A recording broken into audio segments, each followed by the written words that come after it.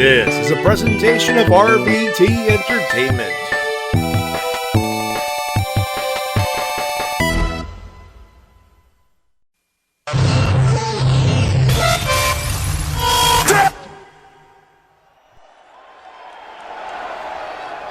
Hey, yo.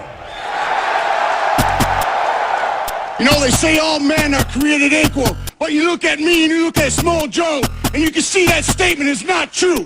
Because I'm better than you, and you know it. In the back, there are men and women, seasoned professionals, dues paid in full, gunning to be the best. I'll always light the way, and all you have to do is let me in. Oh, a little bit of the bubbly.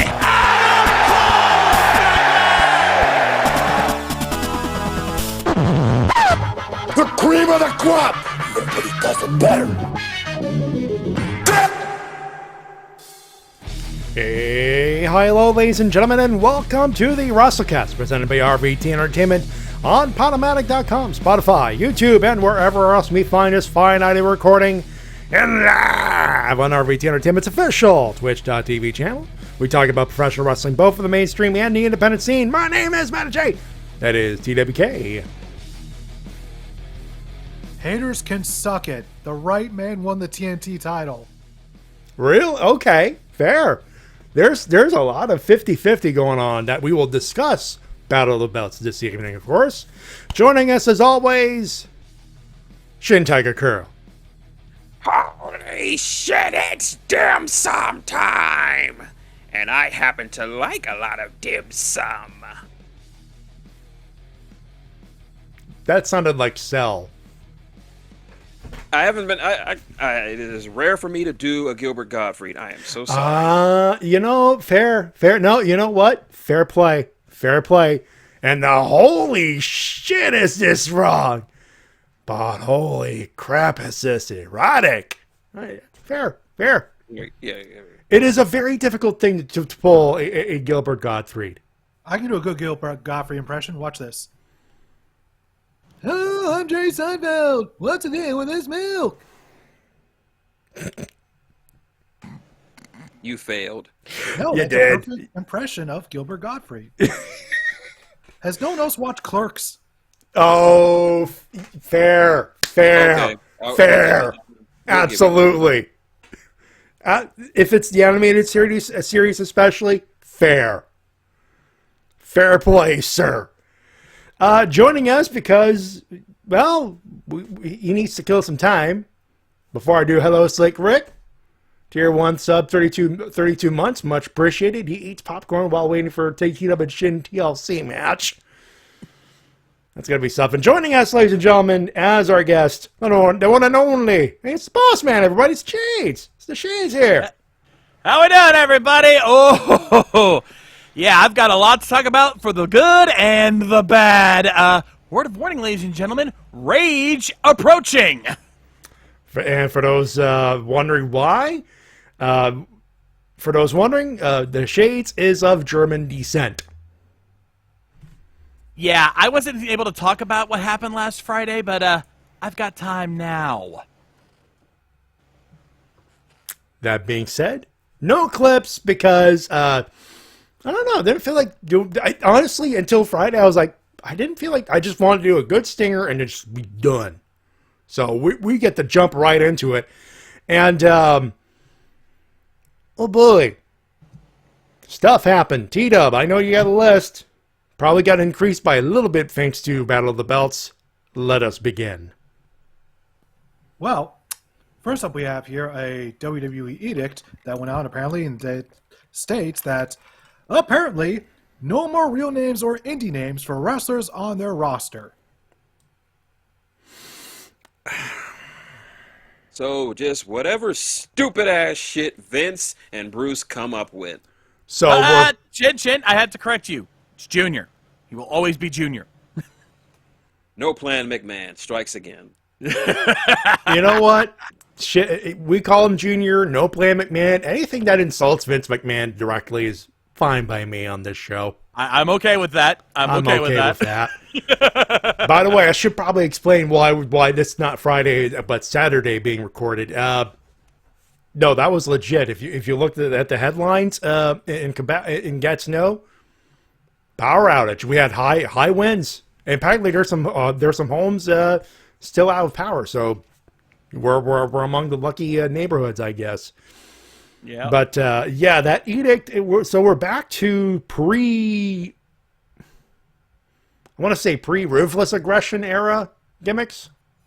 I guess, it's once again showing that Junior wants to keep going back to the 80s. Like that, it's more of that. You can't have real names. Got to focus on this one guy. Just every single little thing going back to that 80s mentality, and it's really starting to piss me goddamn off. pal, it's the 80s. It was acceptable in the 80s.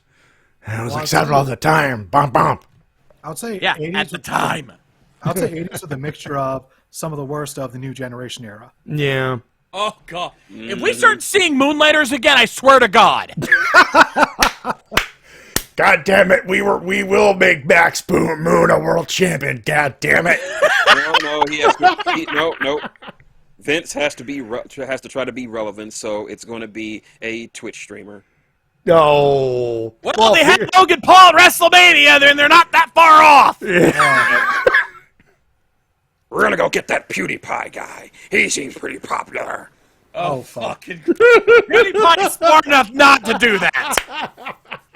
So I heard good things about that Grand Pooh Bear asshole. So some of the changes included just some random ones, like Raquel Gonzalez to Raquel Rodriguez, which kind of head scratch because Which is one of those but that was a kayfabe name in NXT, wasn't it? It was.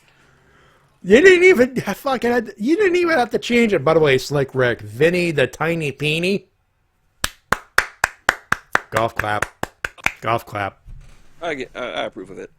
Yeah, I'm okay with it. yeah. Enigma Extreme PewDiePie versus Markiplier. Book it, Jesus. No, I got a better one. If you're gonna do it, you got to do it right. The Paul brothers versus the entire crew of Yo Video Games. Ooh, fair.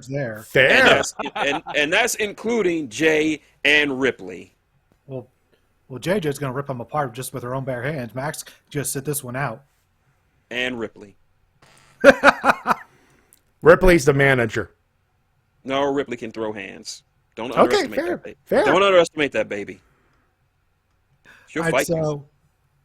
I think obviously some of the more controversial ones over the past few months have been, Walter to Gunther, and now most recently, as we discussed last week, Marcel Bartel to Ludwig. And this is where I need to step in. Hit it. And for this, I need to hit this button.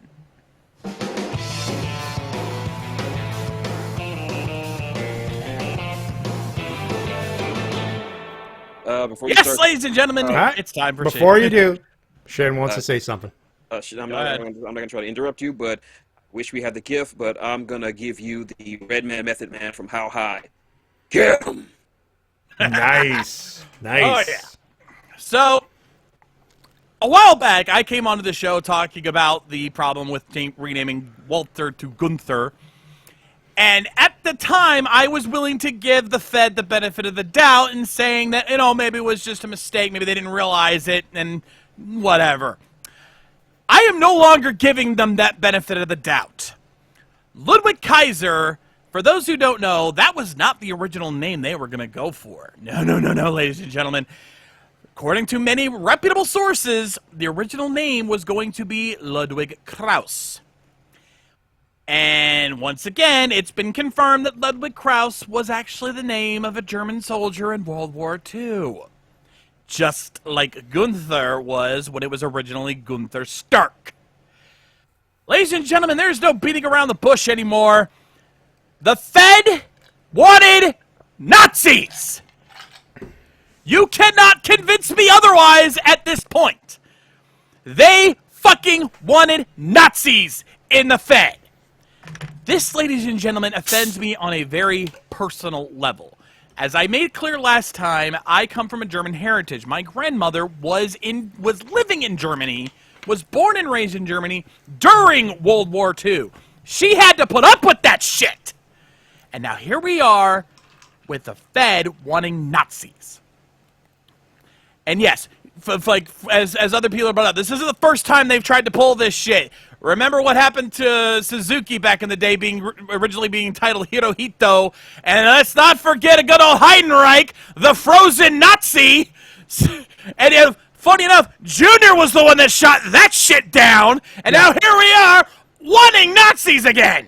Yeah, what's funny is when he was pitched in that meeting, his response was just to get up and he just walked away, and the meeting just ended. Yeah, and now here we are, like 20 years later. And he's all for having Nazis in the Fed. The only reason it didn't happen is because the censors finally did something right for once. And like, do you realize how quickly they would have been roasted for that shit? But here we are. This infuriates me because of this. Like this whole idea of wanting Nazis. Just why? What is the fucking point? This goes back to that, what we were talking about just a minute ago, about how wanting to go back to that 80s mentality, because this is all about wanting a foreign menace. That is this is. Oh, God. Has he been watching DVDs of Hogan's Heroes? Is that what it is? Enigma Extreme. Does Vince want to recreate Hogan's Heroes? I know nothing. Yeah. Enigma calling it straight out. Yeah. No, this is what it is. And this pisses me off. Like, why can't you just let you could say they're German. I'm not against them being German. Have them be a German threat. Have them have it somewhat implied, but don't outright call them by Nazi names. Because now you're just pissing everybody off. Fucking hell, Junior. What the fuck? You seriously need... Oh, God. I know nothing, brother. I know nothing, dude. Yeah, Hogan's Heroes. The irony of that. Oh, he would totally do that. He would totally fucking do it. If there's anything any more convincing that I need, that Junior needs to step down and let other smarter people take over, this is it right here. Junior, fuck you and everyone who agree with this fucking idea. Go to hell! And it's even worse because Marcel Bartel is a great name. It's a memorable name. But and it's a kayfabe name. And Ludwig Kaiser just sounds so forced. Like, you might as well have named him German McGerman name or something like that. Because, you and JD from New York had the perfect riff last week. Ludwig von Koopa is a better name. Right? Oh Mario 3, motherfuckers. Or World is good too. He was in that too. And Walter, like, that's it. That name sounds imposing. You hear that name, Walter. You're scared of a big guy named Walter. Okay? You did not need to call him Gunther. Actually makes him sound weaker. Well, that's because Gunther was the barista from Friends. Not to mention Walter is always spelled all caps. Yeah. Walter was all caps because Walter sounds like a dude that's going to chop your chest off. Mm-hmm. Gunther sounds like he's going to serve you a plate of chops and a nice little coffee. Gunther sounds like an annoying neighbor that would come up in an episode of Friends. Well, there actually was a Gunther in Friends, and he was the barista. I know that Gunther. Got a shout out Enigma in the chat here. Gunther sounds like the fat kid from Willy Wonka. Yes! Yeah. I agree with this wholeheartedly. And now we cut to the German kid from The Simpsons. Do not tower with me, I am full of chocolate. But yeah, Walter was a much better name. And also, think about this.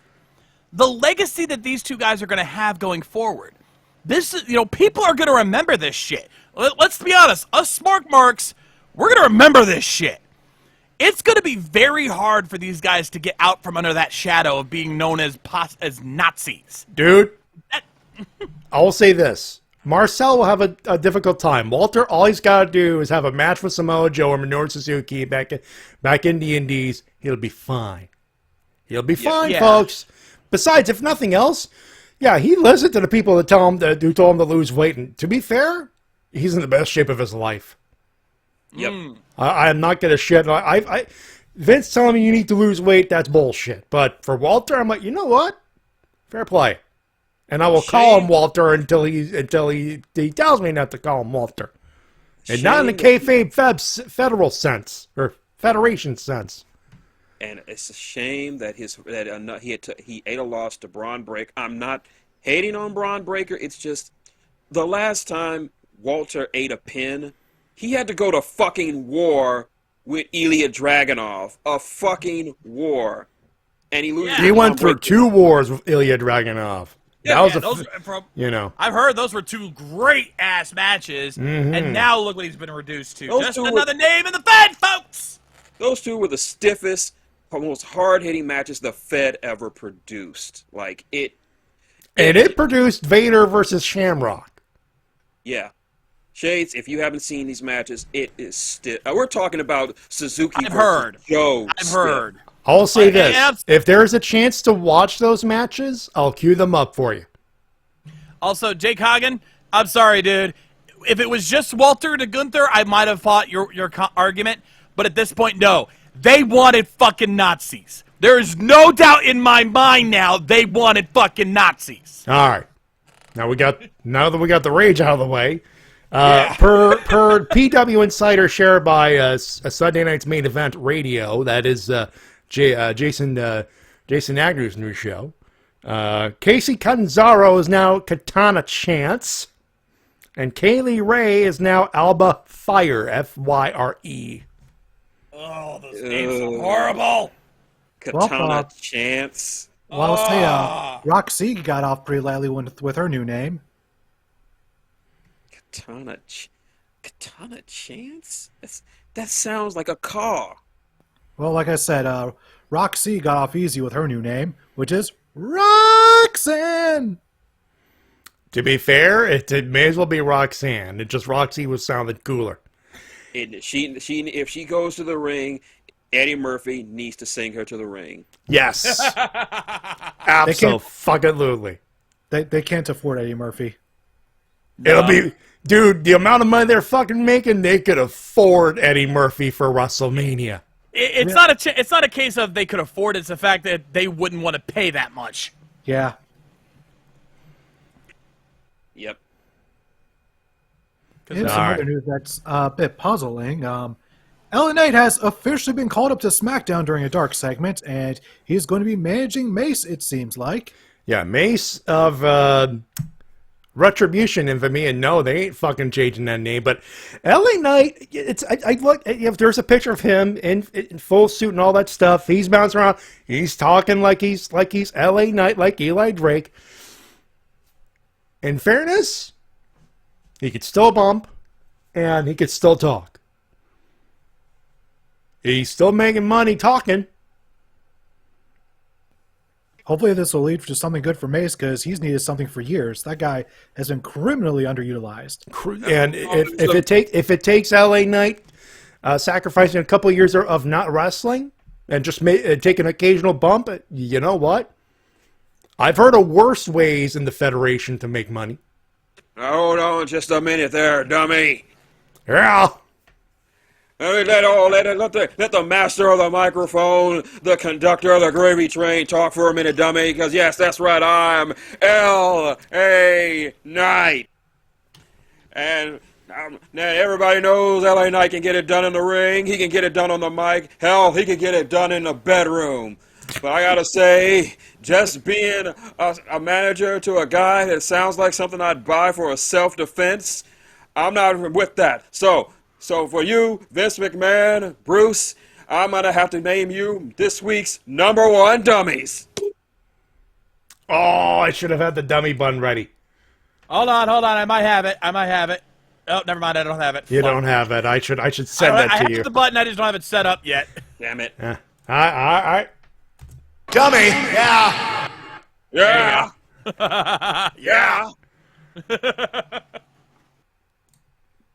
A little late on that, but we'll take it. I'll set mine up for next time, so make sure we have it ready. This next news item comes from Fightful. The AEW video game is set to, at the moment, be released in September. Hell yeah, brother! If it's available for PS4, I don't know. I feel bad for you, Shades, because I don't know if you're going to make it or not. But if you do, I am bringing a PS4 down to Florida. Oh no, trust me. November, I'm there. Like that's done and done. Fair. Oh, But- my wallet's going to be so empty by the time Christmas comes around. I am so glad the release is not this spring. It's near this winter and not this spring, because with the crunch I'm having with the cruise. Yeah, I imagine it would have taken a pretty penny out of you. Yeah. And I'm looking forward to an AEW video game. Early signs already look good for this thing. Yeah, it's looking very AKI-esque, and I will say it has some tough competition because 2K22 was no slouch this year. The 2K22, I've been playing it. Mace is right on some of the graphical stuff, but it's something you could get over easily, and it's a fun game to play. When VTubers are making CAWs for 2K22, you know you've done something right. Yeah, PS4 is good. PS5 is the one you want to get, obviously, and yeah, I've seen That's footage. if you can fucking find one. Yeah, if you can find one. Oh, wait, funny story. Both of my brother-in-laws have a PS5. I somehow do not. Really? Yeah. I'm the only one left out in the cold at the moment, but hopefully by the time September rolls around, I will have a PlayStation 5. Hopefully. Nevertheless, I'm really hoping this game does well because, this could really help give them a little bit of boost in their momentum, and more competition, always good, even in the video game market. That's good stuffs. Yes, sir. Nothing wrong with that. Now, getting over to Dynamite proper, we kicked off with CM Punk defeating Penta Oscuro in one hell of an opening contest.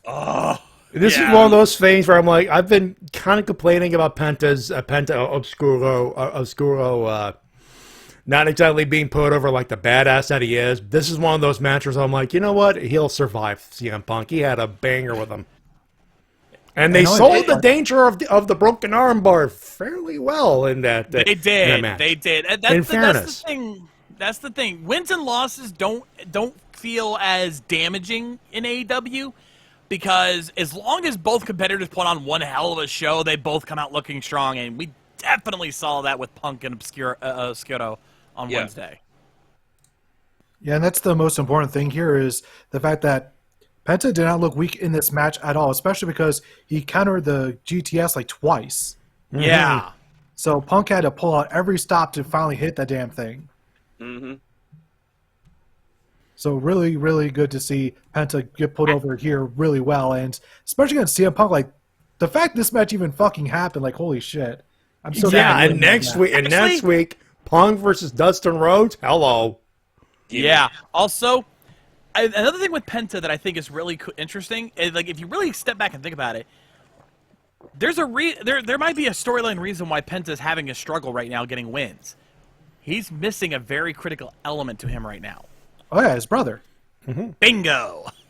And to be fair, anyway, stream asked, what's going on with Alex Abrahantes? Alex is just matching Penta's intensity. That's all that yeah. is. And the fact that never mind the fact that he looks like Death from Bill and Ted.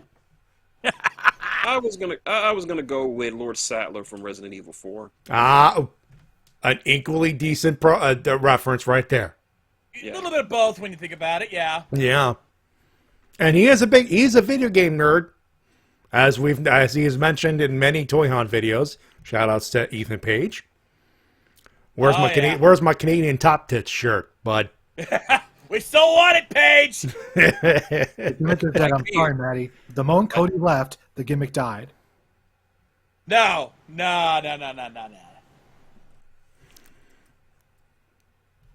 Moving on to another banger of a match. Red Dragon tried to defeat Jurassic Express for the AEW World Tag Team titles, but were unsuccessful in their endeavors. Ooh. And people bitched. I see no problem with this because they clearly want to keep the tag team title reign Jurassic Express going, and I have no doubt that once it ends, heel turn for Christian Cage.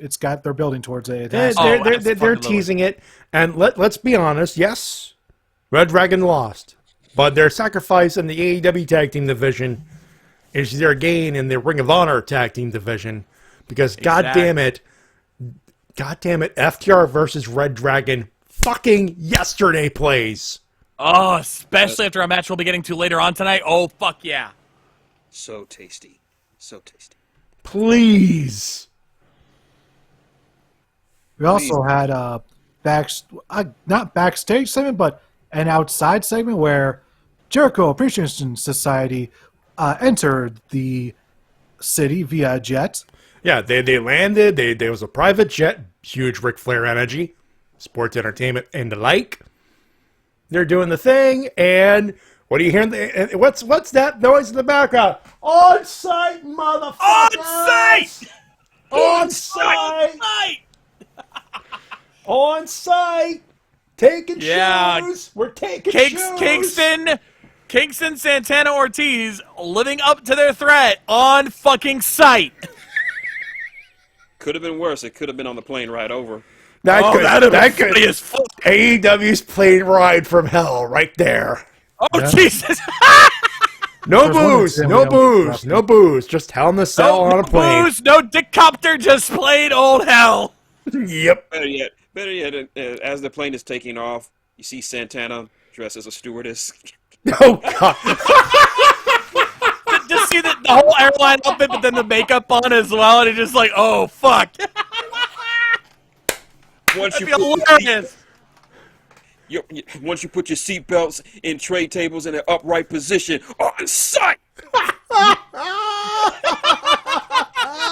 But before we get to the match where that was in effect, we had Shawn Dean continuing his role as the Pinnacle Killer. Oh, in the best way possible. Oh, that setup. Like, I love what the fuck they're doing with Wardlow right now. Holy shit. This whole match right here may have been getting the loudest reaction of anything the whole night.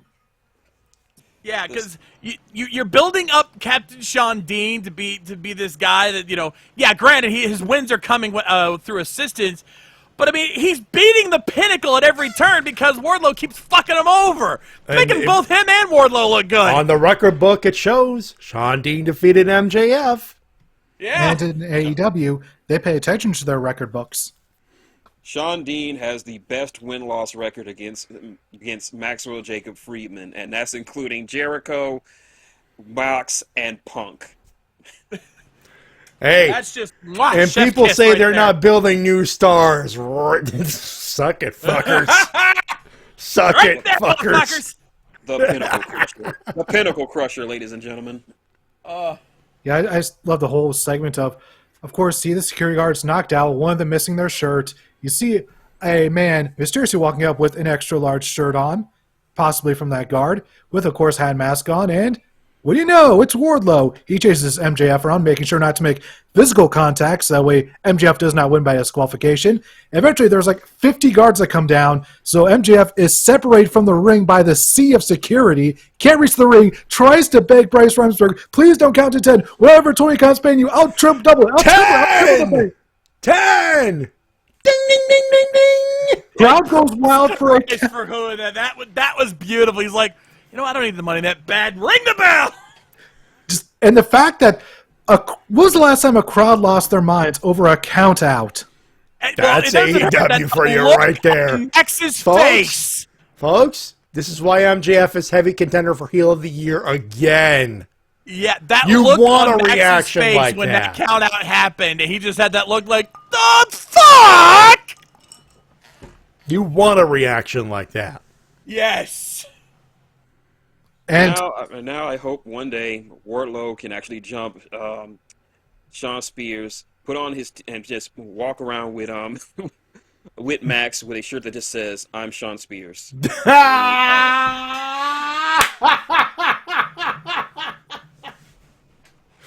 Could literally be a thing where it's a Sean Spears shirt doesn't have it's going to get Sean Spears merch with a hat and a mask. Because I'm like, we have to be extra careful. We are at Insert City here, and it's the switcheroo, and I'm like, Wardlow is like, he waves, hello, and I'm just, that's Wardlow. I'm Sean Spears. Takes the mask off. Fuck, run. No. Ding Oh, ding. wait, I got a better idea. Because MJF is so goddamn hated, and he'll be complaining to people, and every single person around him will keep telling him, that's not Wardlow, that's Sean Spears, driving him crazy. Tony, this guy is not on the payroll. He is not here. Like, what are you talking about? That's Sean Spears. He's always been here.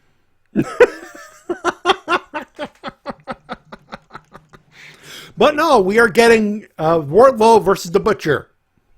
Yes, Yay. back to something later on. MJF gave an unknown amount of money to Jose the Assistant, and now he has the services of the Butcher to try to incapacitate Wardlow. Hoss fight. So who wants to say the line? Big meaty men bumping me. Thank you, Tito. All right, let's see. We also saw speaking of backstage segments, we also saw one with Tony Storm and Jamie Hayter. Looks like they're going to have an Owen Hart Memorial Cup tournament match. Oh yeah, look, from what I heard correctly, they're gonna be they're guaranteed in the first round together. Which, oh boy, they're building that shit up. I don't care. I just want Jamie Hayter. Of course you do. Of course you do. We all know what you all know your type, Shin.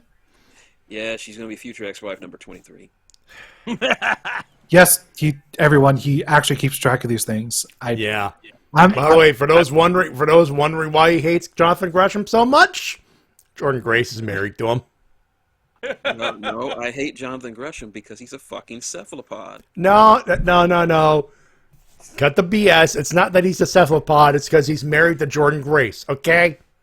I'm just doing Jordan a favor by exposing this obvious sea creature masquerading as a human. Allegedly. Shintigercurl has been keeping this up for months and months and months. And he just will not. He's been doing that for 2 years. I don't know what you're talking about. I'm just trying to save the world from an obvious octopus invasion. Allegedly. I feel like my head's about to explode. And that's coming from T-Dub! You would say that, T-Dub, if that's your real name. Oh, God. Shades? Boy! Shades, why do you think we keep it up? It's my one time I control him. My name is as much T-Dub as yours is Shintigercurl. Whatever you say, Squirtopolis, servant of the great squid gods of the Octopi Republic. All right, gentlemen. I'm going to get in between you two. No pinching, no hitting below the belt. Go. Moving on to our next match, Jericho Appreciation Society defeated Kingston Santana and Ortiz due to the usage of Floyd the baseball bat. Oh, yeah.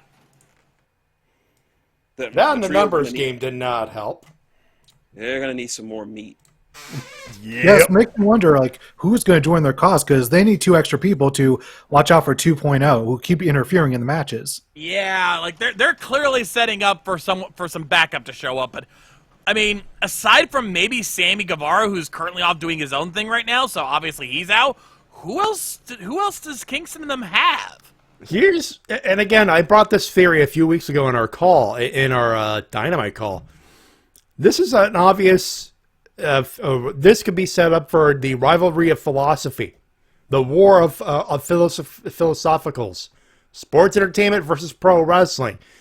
The Jericho Appreciation Society, they beat up pro wrestlers. Who's representing the pro wrestling side right now? I think that if you add in the Blackpool Combat Club, then the numbers will be overweight in the side of the baby faces. They don't have to put in everybody. You could mix it up with 2. Actually, I think Enigma's got a better idea. LAX. Yeah. That would make the most amount of sense. Homicide's available. The only Homicide's available. Hernandez. I think he's occasional with Impact. I don't know if he's got a contract or not, though. No, he left Impact about a month ago. So that might be open it. Game. That's technically open game, yeah. So it's basically every member of LAX, every actor. Basically, every member minus Hernandez. And Hernandez is possible too. Yeah, that could. Oh no! Minus Conan. My apologies. Yeah, well, yeah. K-Dog's a little too old for this shit now, but He can still manage. You're good. He can still manage. Yeah, he can still manage, and you've got Kingston there to bounce things out. So yeah, no, I see it. LAX. I think Nigma's on the right track there. I think it's LAX. That's not. You know what? If that happens, you called it, bud. Yeah. We'll give that credit to you. It would make history. Yeah. It would actually make history. Both versions of LAX teaming up for the first time. Now, they wouldn't be able to call them LAX because I believe Impact technically still owns the copyright thing, but the fans would know. That's all that matters. And in our next match, probably, unfortunately, the worst match of the night, Maria Shafir defeated Sky Blue, and Maria Shafir still feels limited in what she can do in the ring. She is too fucking green. She was sloppy in that match.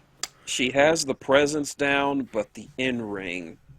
She needed an opponent that could highlight what she can do, and that she got the wrong opponent for one thing. She did. She really did. She was not ready for prime time. One thing I noticed in this match is that Marina she doesn't quite have the ability to connect with the audience at this point yet. No.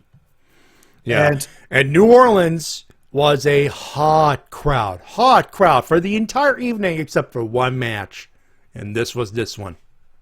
Yeah, that crowd share was a hot match like some good gumbo. Yes, sir. So and God said Sky Blue tried, and again, credit to Sky Blue, she tried. It was just that the match did not gel. Oh my God, Enigma, that could actually work. LAX versus Jericho Appreciation Society, blood and guts. And they have Regal. Just imagine, blood and guts. And he just goes, nah, that just does not have the same ring to it. He just walks off. Yeah, because he can't say. No. Wait. I was like, and they're running up to it. I was like, of course, Kingston would have an idea, and then Regal comes in. And it's like, that just doesn't have the same ring to it now, doesn't it? Just as like a comedic nod to what's going to be announced. And you can't tell me that they wouldn't do that shit. They look for ways to take shots. This is the same company that houses the Young Bucks who would eat that shit up with that idea. Abso-fucking-lutely. So yeah, I think we can all agree that when Jade Cargill goes 1-1 with Marina Shafir next week on Rampage for the TBS title, it should be 30-0. Actually, JC, I'm gonna stop. I'm gonna have to pop the bubble here. He says, "Save blood and guts for Jericho for the Appreciation Society versus the Blackpool Combat Club." Take LAX Stadium Stampede. Stadium Stampede was born of necessity. That was essentially a pandemic cinematic match. They're in a crowd now. Besides that kind of match, that's one of those things you can only really pull off once. Like, it worked before because they were lucky to do it twice, and the second one ended in a crowd, which is a nice way of putting a nice bow on that era. Why unbow it? It's not a bad idea. If it was still the pandemic, absolutely. But right now, no. No, Enigma, I've not heard anything about Athena coming to AEW, although I did see a clip of Athena wrestling Taya Valkyrie in an indie show where she suplexed Taya Valkyrie off the top turnbuckle to the outside through about a dozen chairs. WrestleMania weekend last time I checked. So yeah, she's working the indies. She's past the 90 days, so technically she could pop up anywhere. I think right now she's taking advantage of not being tied to a contract, which, I mean, considering some of the people who are taking advantage of that right now, I don't blame her. No, she's doing fine where she is right now. But I would not entirely be opposed to her showing up in AEW. But I don't. Right now, with the way things are, now would not be a good time. I'd say get your feet together, get back to wrestling the style you want to wrestle. Then call up Tony Khan if he wants you to call up. If you're gonna do it, wait till after the tournament. Yeah. Yeah, I think that's right there. Yeah. JC, well, yeah, but they did the Stadium Stampede with a crowd, and if it's, yeah, but they still did it in an empty stadium. Well, And this was mostly cinematic. No, Well, I it think just the would reason- not. It just would not work now. Here's the main reason why it wouldn't work. Because they're not at the Jaguar Stadium anymore. Yeah. And you need that Jaguar Stadium to do Stadium Stampede. Now you could do a pay-per-view at Daly's Place, but at this point, I think they'd rather keep the pay-per-views for the big arenas. So Stadium Stampede, look, it's a novel idea. It's not a bad idea, but again, this during the pandemic era where everyone was forced to stay home, fun match. But now there's a crowd in there. You have to rely on that crowd. The Stadium Stampede with an empty stadium, it just doesn't work. Yeah. It So- would The not era work. of the era of cinematic matches it's relatively over. I mean, it worked for its time, but it's not as viable an option now. And now moving on to our next match featuring the hometown boy, Ricky Starks and Powerhouse Hobbs. They got the victory over Swerve Strickland and Keith Lee thanks to interference from Taz. You said his name wrong. Pretty Ricky, they call him. Pretty Ricky. Pretty Ricky, what they call him.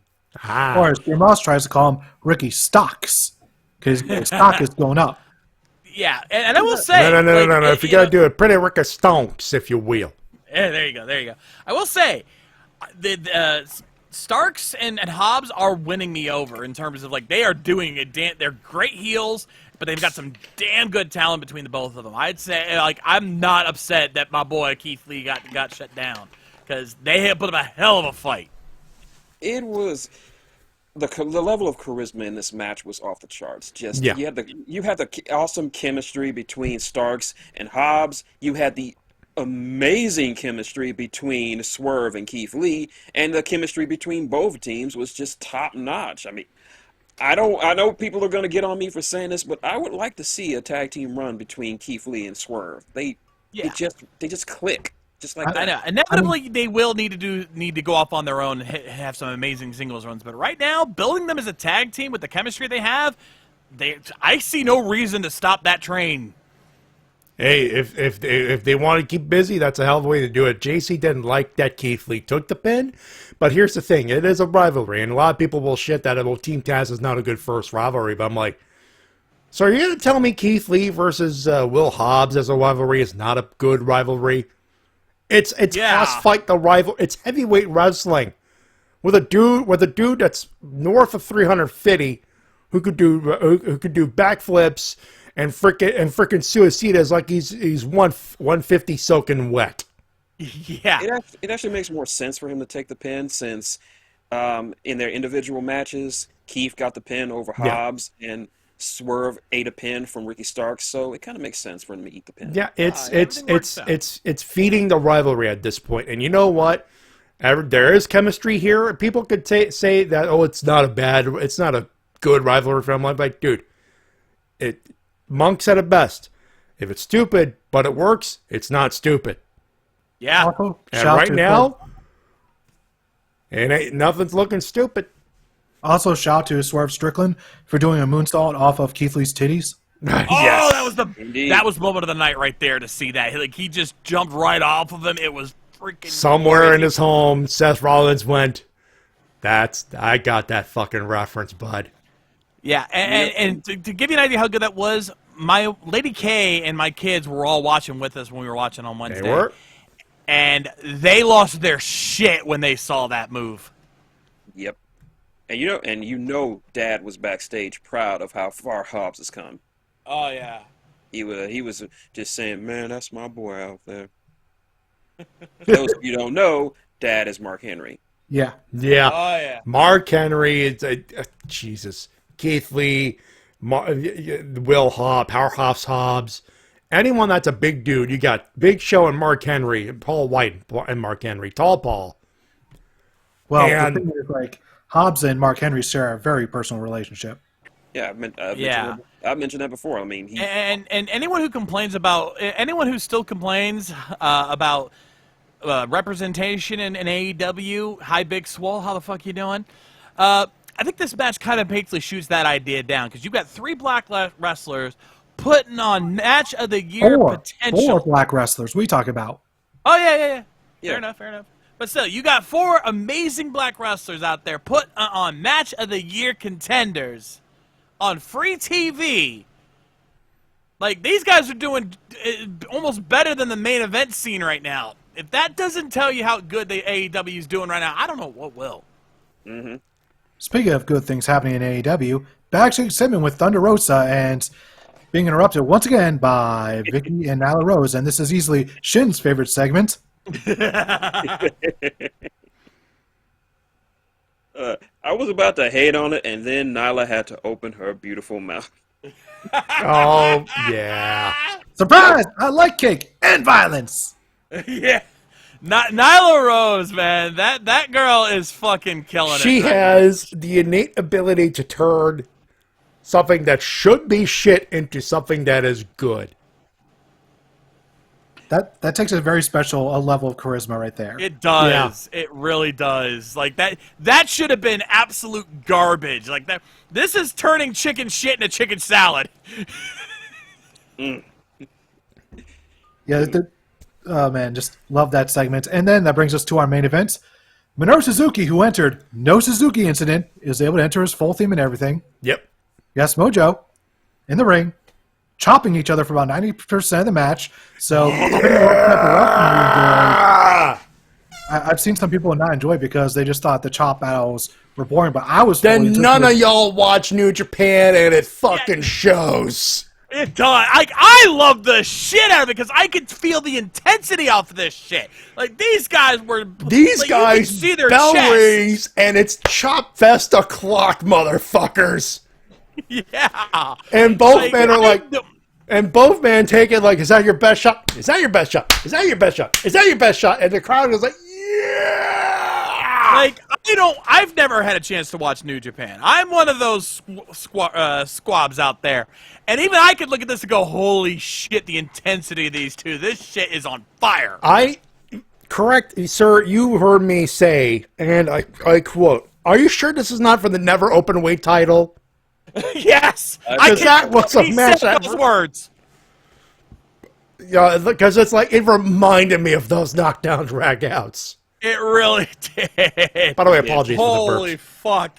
But these guys had a knockdown, drag-out fight, and I was there for it. This right here epitomizes what AEW is about, and here's why. Most people, they think of AEW, a lot of their matches are indeed flippy shit. Like, we've established this many a times. But AEW has tried its damnedest to establish itself as a variety show. It has a little bit of everything. And right here is where you see that in spades, because there was no flippy shit going on here. This was just two guys slapping the fucking taste out of each other's mouths in glorious intensity. Enigma was upset that it was just short. He needed 20 more minutes. Now that I can agree with. It would have been nice if they could have gone longer. 5 more minutes. I wouldn't have be that exaggeration, because here's the thing. Jim Ross had a great line when it was Wrestle Kingdom 9. It was Ishii versus, I want to say it was Shibata, I think, if I remember correctly. And I will Google that. One fall 60 and ain't going that long. And somewhere in Japan, Kenta Kobashi was smiling. Oh, yeah. So Mojo picks up the victory with a muscle buster. Always nice to see that. The only downside is that Suzuki still has yet to pick up a victory in an AEW ring, so that's the only nitpick I can make with it, really. And it is as far as the match itself is concerned, but if we're going to be talking about this match, we kind of have to address the elephant in the room. Oh, yeah, the really bad post-match ending where, it looks like we're getting Jay Lethal and Sanjay Dutt. They're going to do a little thing, and, flipping him the bird, like, troll the lol. So it looks like that's going to be it. They're going to do a little taunt, maybe get another beatdown. Then the lights go out. And we're expecting big surprises because anytime ever in wrestling, when the lights go out, that means somebody somebody who's a big name is about to You're setting up a big pop. And popcorn fart. Who the yeah, Satnam Singh, the gentleman. By the way, my show. I know. You're usually hosting these things. It's my show. Satnam Singh, and the name of Extreme said it best. If Great Khali was bought on Wish. Now, everything about this was bullshit. In fairness to Satnam Singh, we've watched him at Battle of the Belts. He moved a lot better than Great Khali ever fucking did. Hell, He's not full Great Khali. It's not full of that. Hell, I'll even say it. He has better charisma than Great Khali because he just exuded some kind of a level of swag that Khali couldn't do. No, I'll agree to that. But at the same time, we all made the comparison with when he first debuted. A lot of people saying it's El Gigante all over again. And for those wondering, El Gigante, Giant Gonzalez. Actually, the idea, the idea isn't the wrestler. And I think a lot of people will say, "Oh, the wrestler, he sucks. It's just another giant. It's the Fed all over again." The problem is not the wrestler here. The problem is that instead of getting a big name, they've decided to waste the thing that would befit a big name to a big dude, a dude.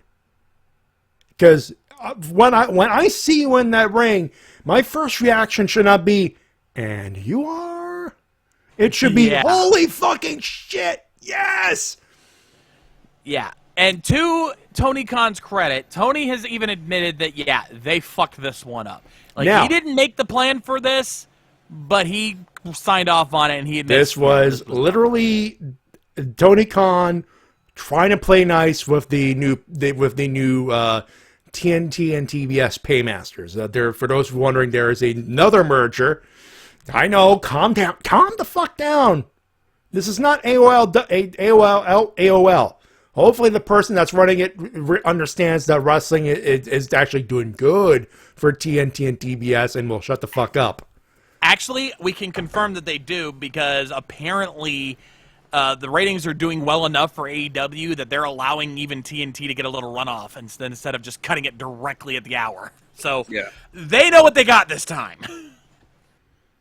Yeah, also, so the person who may not be a wrestling fan doesn't understand it, but understands the numbers.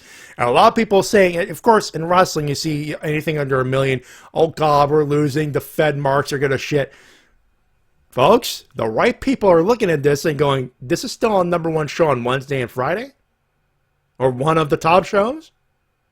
Keep them." Yeah. And also the whole giant. This was brought up by JD.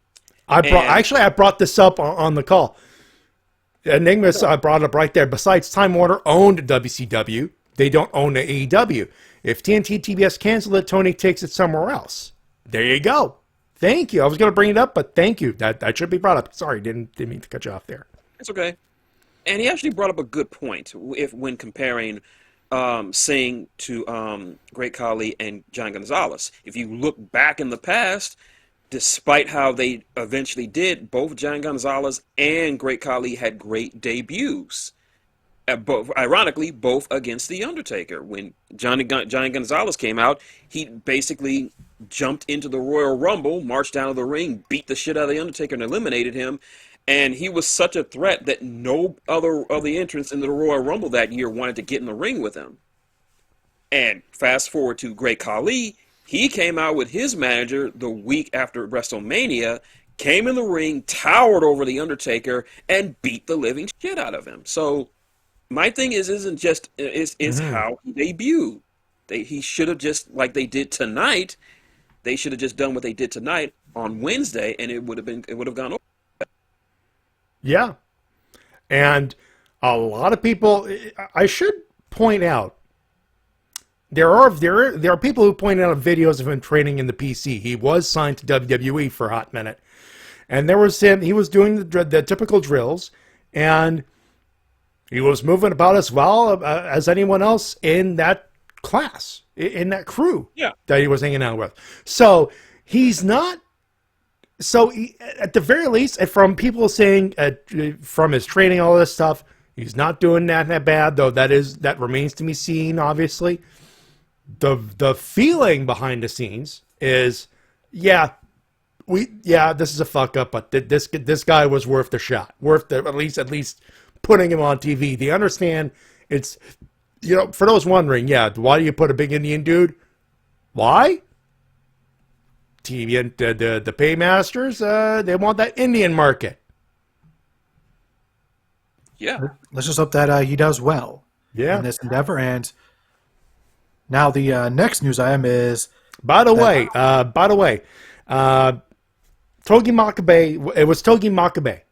Who faced Tomohiro Ishii at WrestleMania at Wrestle Kingdom 9. It was a never open weight title. That's where the line went. By the way, Minoru Suzuki defeated Kazuchi Sakuraba in a UWFI rules match. It was knockout submission or referee stoppage. All right. Little note facts there for you there. Appreciate the update, Matty. There you go. And for our next news item, Tony Khan is teasing a huge, gigantic news update. This Wednesday, he's going to make a giant announcement. Now, maybe people are speculating this is going to be an AEW New Japan Super Show taking place in the month of June. And for those wondering, the rumor comes from a podcast who, while not 100% accurate, more likely than not has broken news the news that turned out to be fairly accurate. They're a reliable source. So, New Japan show, Suzuki's been making the rounds. June, to be continued. That's all we could say there. Yep. Now moving on to Friday Rampage, special start time at 7 p.m. We start off with the Gun Club versus the Blackpool Combat Club, and boy, was this a match. Also, T-Dub, I gotta correct you. It's not the Gun Club. It's the Ass Boys. Bam, bam. We're not cursing. That is yes, we are cursing. Ass is not a curse. Ass is not a curse. Ass Boys. No, they're not. They are not. We are not. We are not swearing. That is their last name. Fair. Fair enough. Fair enough. Yes. The side of the belly ass. So yeah, gotta say Austin Colton improving quite a bit over the past couple years. All joking aside, these guys are getting better and better. Yeah. Billy Gunn, not so much, but it is what it is with him. Billy knows what he can do. Billy knows that he's just the suck this guy. Yeah. He knows what he is at this point. His appearance is about the legacy of him being the badass, and he just lives off that. He knows his boys are the centerpiece of the show. Let them do all the work and putting on the good matches, and just let him be the guy that everyone's like, hey, it's the ass guy. Bum, By bum. the way, I love how Billy Gunn gets around the copyright by saying "suck this." Yeah. Enigma Extreme, I know he brought it up on Twitter. I'll bring it up here. Shipping up the boss. He wants shipping up to Boston by Dropkick Murphys to be the theme, the combined theme for Blackpool Combat Club. None of them are from Boston. That would be quite weird. Also, none of them are Scottish, as far as I know. I mean, I get the idea. It's a fight song, but shipping up to Boston when one's from Cleveland and the other one's from Washington and the other one's from Blackpool, England. Yes, it sounds cool, but it doesn't fit. Cool and fit have to be synonymous here. Yeah, I would say if you're gonna do a fight song, you need to find a good, at the very least, find a good UK fight song to pull in there. You could do London Falling by The Clash. Could be one. You could. London Calling. I got one. God Save the Queen, covered by Motorhead. Perfect. I was gonna say "Street Fighting Man" by the Rolling Stones, but it's a bit too laid back for them. Little laid back, but The only problem with Motorhead is you got to wrestle that away from the Fed, considering that's Triple H's old group. So no, but they've been independent for a long time. It was just an association thing than anything else. yeah, fair enough. Just saying. So, Blackpool Combat Club via Wheeler Yuta rolling up, I believe it was Colton Gunn. Yep. Rolled him up, get a nice victory roll right there, and got the victory, ending the Gun Club's undefeated streak. Yes, up until this point, Gun Club was undefeated as a trio, believe it or not. And if you're gonna lose that streak, losing it to guys like Wheeler Yuta and Moxley and Danielson, hell of a way to go out. And to give Yuta the pin, really solidifying his run so far, working his way into the BCC. So And I he think that was is, a really good call. and he still is the pure wrestling champion. So, Yep. oh, God Save the Queen by the Sex Pistols. That's another good one, actually. I prefer the Motorhead version. Motorhead version's a good one, but either apply. Either apply. I'm not gonna. Let's not deny good ideas here. By the way, fun story about the jacket that Wheeler Yuta wears. You know the one with the fur trim on it? Yeah. He got that from Drew Gulak. It was a gift from him. Nice. Oh, we got it from Wonder Bread. Nice. Hell yeah. Yep. Back when they were both on the indie scene. Yeah. They were doing a show in December. He's like, hey, you could use this. It'd be cool. Nah, I wouldn't put no. Name Extreme says, will Danielson win the pure title again? Maybe down the line, but right now it doesn't make sense. Keep it on Yuta. Oh, actually, if someone else gets it from Yuta, then all bets are off, of course. And then Guts actually asks us the pertinent question: does he want it back? It's up to him. You know, if they really want to submit Yuta, have the BCC go over on the Best Friends. Yeah. Yeah. I think that's the inevitable conclusion is that, they go up against the Best Friends because Trent is clearly very pissed off at Yuta for jumping ship. That's he was pissed off at Yuta before he started jumping ship. Yeah, so that is the inevitable rivalry. Those two groups have to clash at some point. Hell, Trent Beretta versus Wheeler Yuta for the pure championship has a nice ring to it. But I'm down with that. Just saying. If they do a trios match between those two teams, Wheeler has to beat the shit out of Trent. Just absolutely obliterate him. Or, if it's one-on-one for the pure title, even better. Yeah. Speaking of obliteration, Butcher killed a jobber in the next match. Squash? Yeah, this actually makes sense because, while Butcher and the Blade haven't exactly been completely getting their ass handed to them lately, with him going up against Wardlow next week, they need to make him look very, very like a menacing force. So having him squash a jobber right now, not a bad call. And to be fair, ever since he's come back, he's been looking slim, trimmed, shredded, and jacked. He's blown up. He looks like he could kill a motherfucker. So establishing the fact that he could kill a motherfucker by actually, killing a motherfucker in the ring, fair enough. And in our main event, Ruby Soho defeated both the Renegade Twins to advance to a spot in the Own Heart Cup. Oh, I loved this because as soon as they pulled that Twin Magic shit, there was immediate thoughts going into my head, and I don't think I have to explain where I was thinking. Like, oh, they're pulling that shit now, huh? At least the Renegade Twins look like twins. That's true. That's very true. But the fact that it didn't work, that's almost, you could almost call that a subtle shot at the Fed. I don't think they meant it to be, but it feels like it was because of what that was basically paralleling. That's been a gimmick far before the Bellas, though. Many people have used that in the past.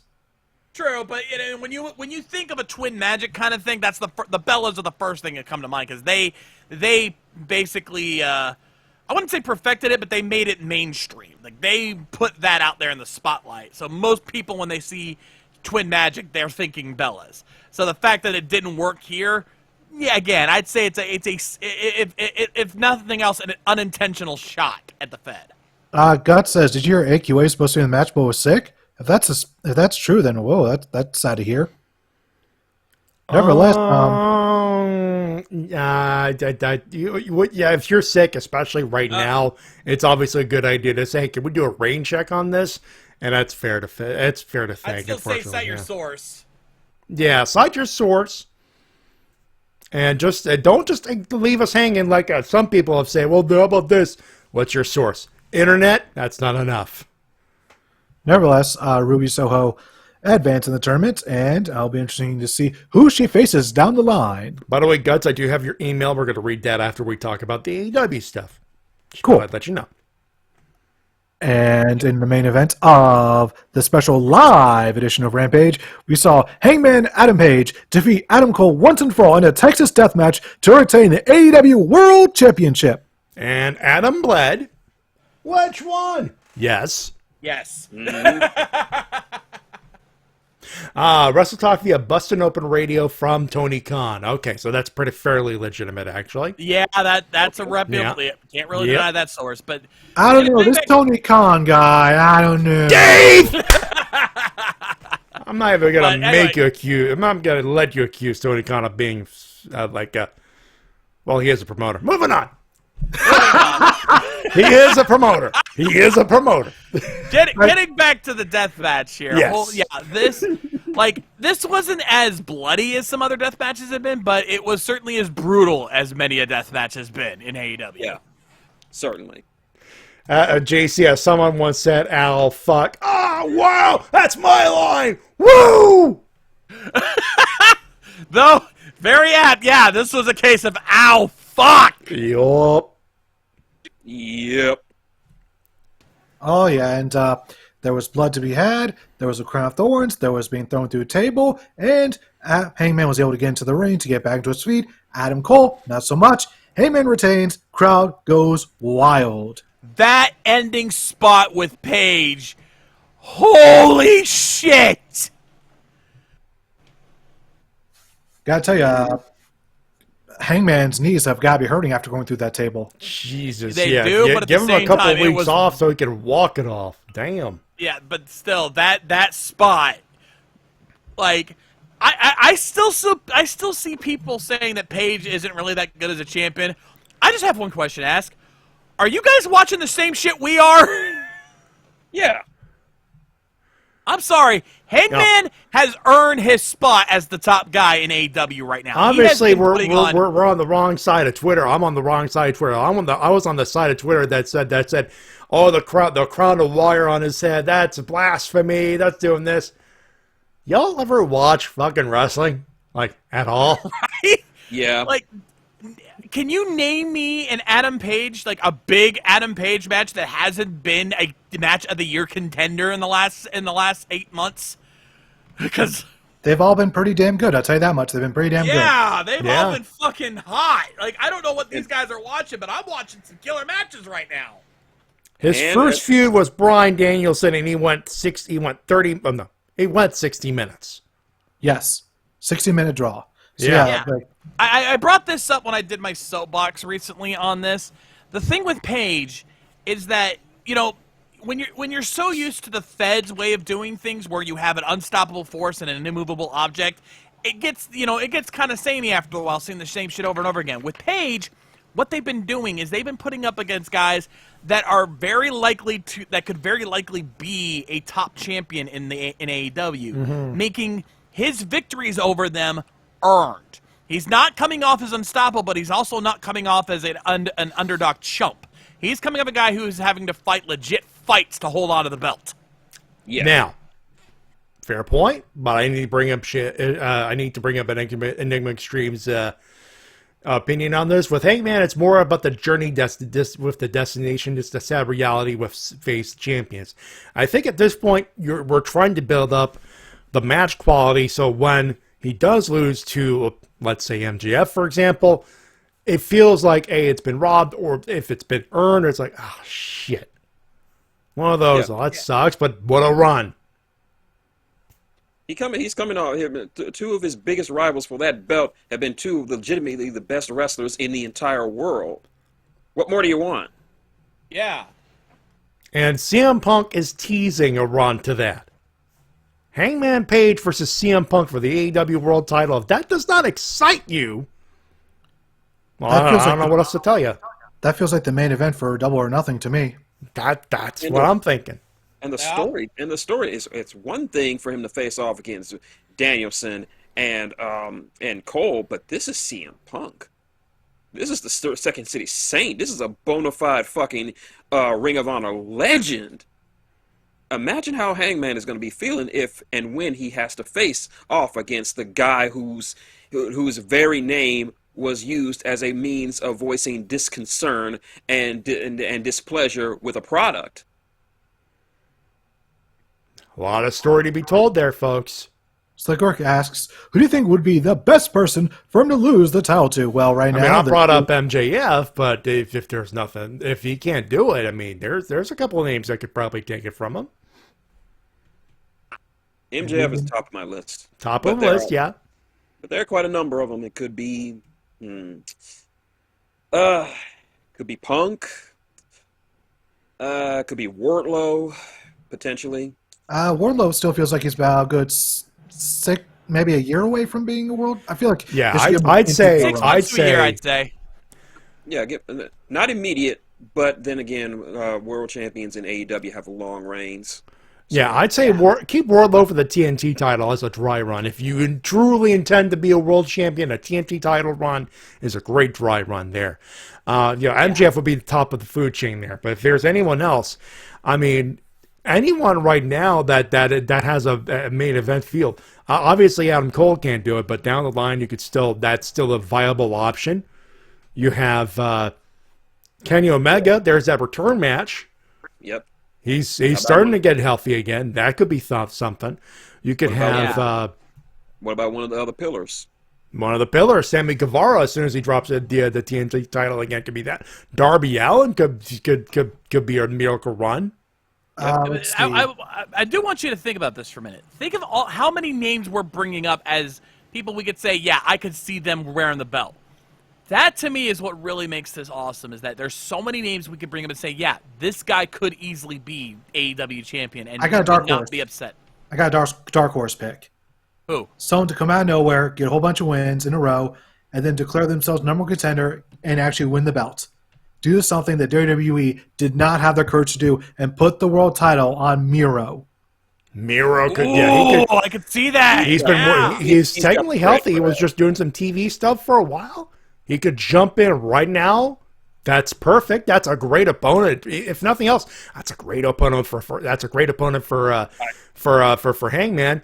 JC in the chat. If it's not MJF, I think Ricky Starks is most likely. He seems to be the most prominent non-MJF heel left. That's another good one.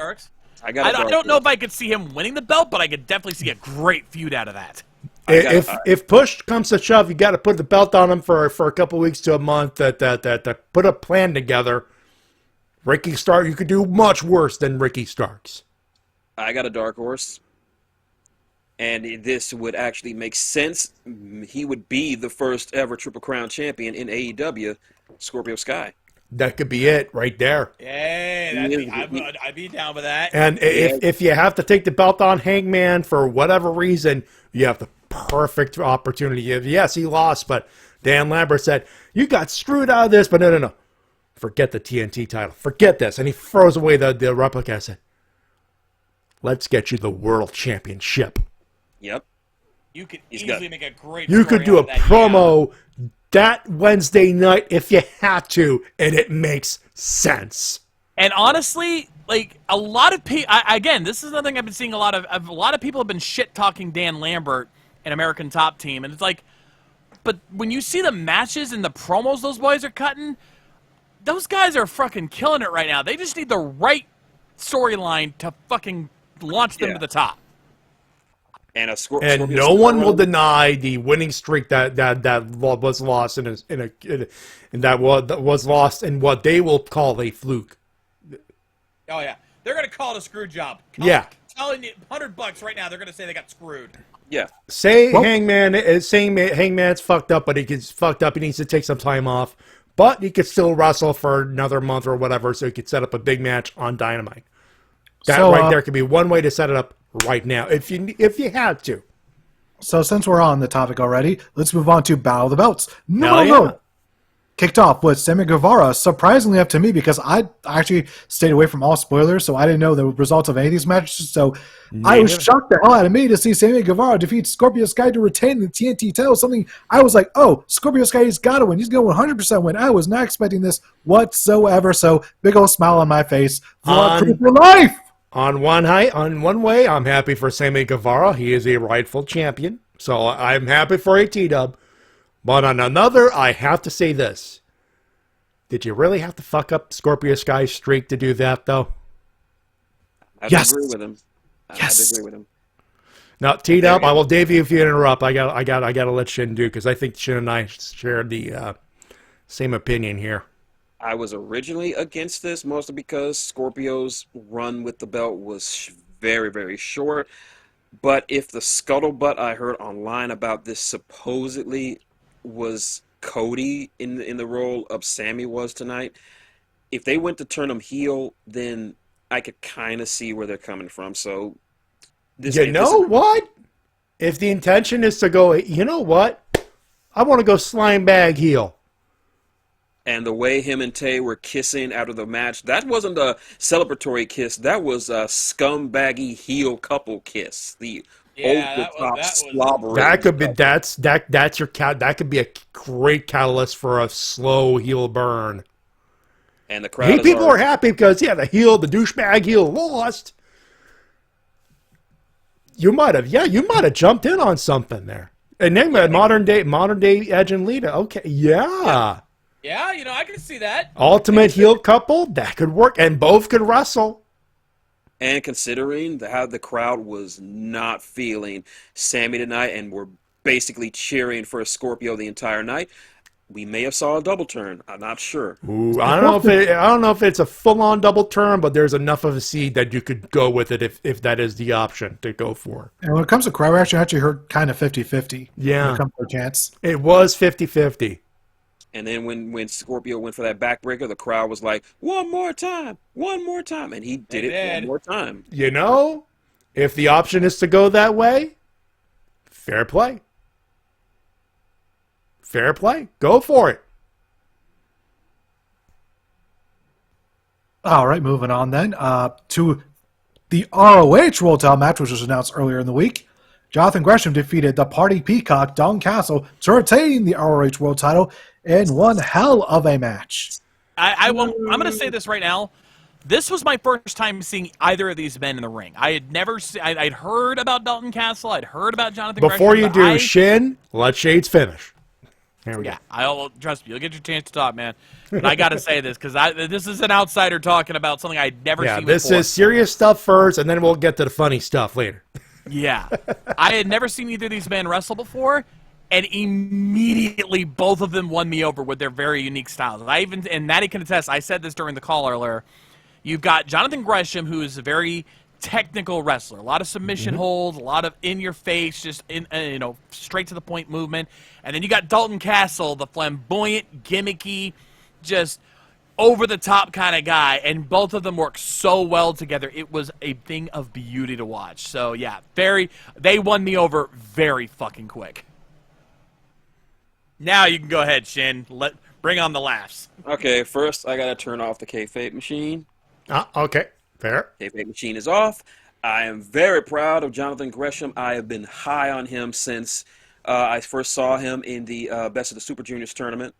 He didn't do too well, but I knew there was something in him. He had some great matches, just on a point value that you knew where he was on the New Japan pecking order, which is unfortunate, but it is what it is there. And I've been just very high on him. I've been just glad that he's been given a run with the ROH title, and he just makes it feel like he's killing it as the Ring of Honor champion. Defending it absolutely killing it. Defended it across multiple different promotions against multiple different opponents, and and I can't imagine anyone taking that belt off him. I'd say keep that belt on him for a good year. Just have him be ROH's super champion. Have him be the face of the new ROH going forward. I have to ask, does that mean you would have him would you have him actually supersede Samoa Joe's reign? No, that's a long reign. No, I wouldn't go that far. But keep the title on him until you have a solid TV deal and you could run Ring of Honor as a separate entity that does not need AEW full time. I say after they get the TV deal, have him run a good 6 to 8 months with the belt. That makes sense. And then have him drop it to somebody. I'm not sure who is going to be on the new ROH, but he's going to need to drop it to somebody like 6 to 8 months after the TV deal. I have to say, one thing I love about the current state of things is whenever they need a title match, they can just plug in like all these different titles from all these different companies. Like they can put in a AAA title match or an ROH title match when they don't feel like defending their own belts. And it doesn't feel, and yes, it's plugged in, but it doesn't feel superfluous. Yeah. They treat it like a legitimate thing. Yeah. They treat it with respect. They Yes. don't treat it like it doesn't feel secondary. It is a legitimate world championship. So there's that. And now we turn the kayfabe machine back on.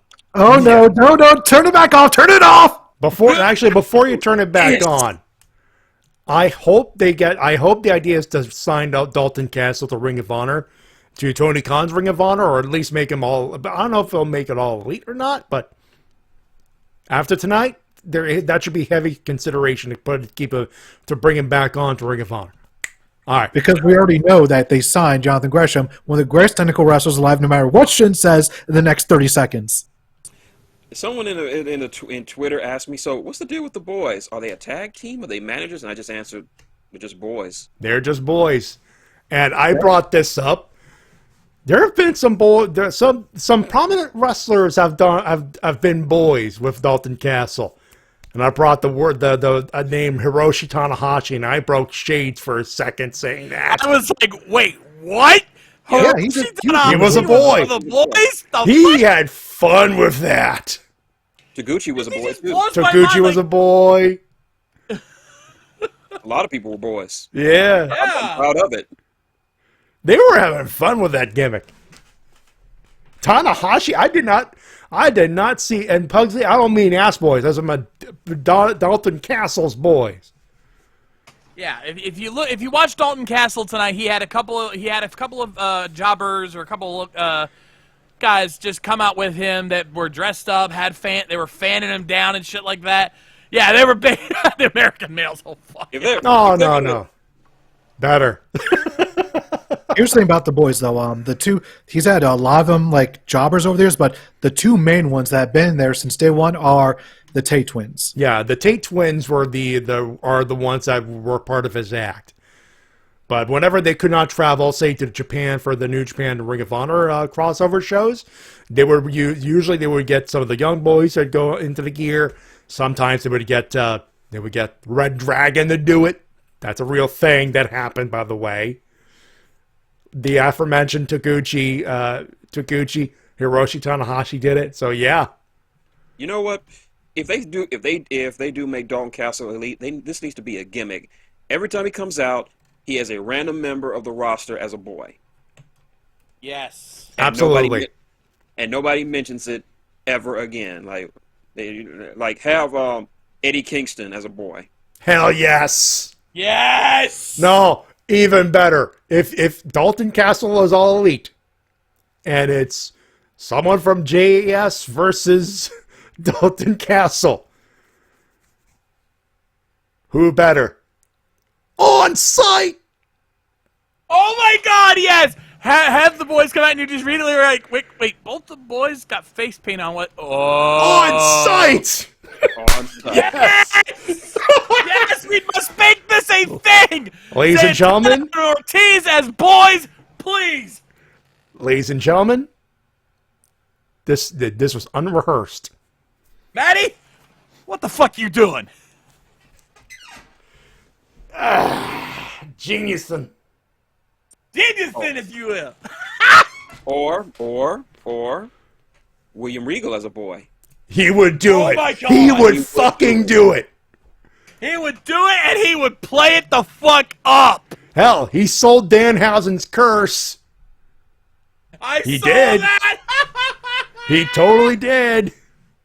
No, if Dalton Castle asked him to be a boy, William Regal will go up to him. Now look at here, Sonny Jim. I've only got one thing and one thing to ask you. Can I have the smallest thong bikini you have?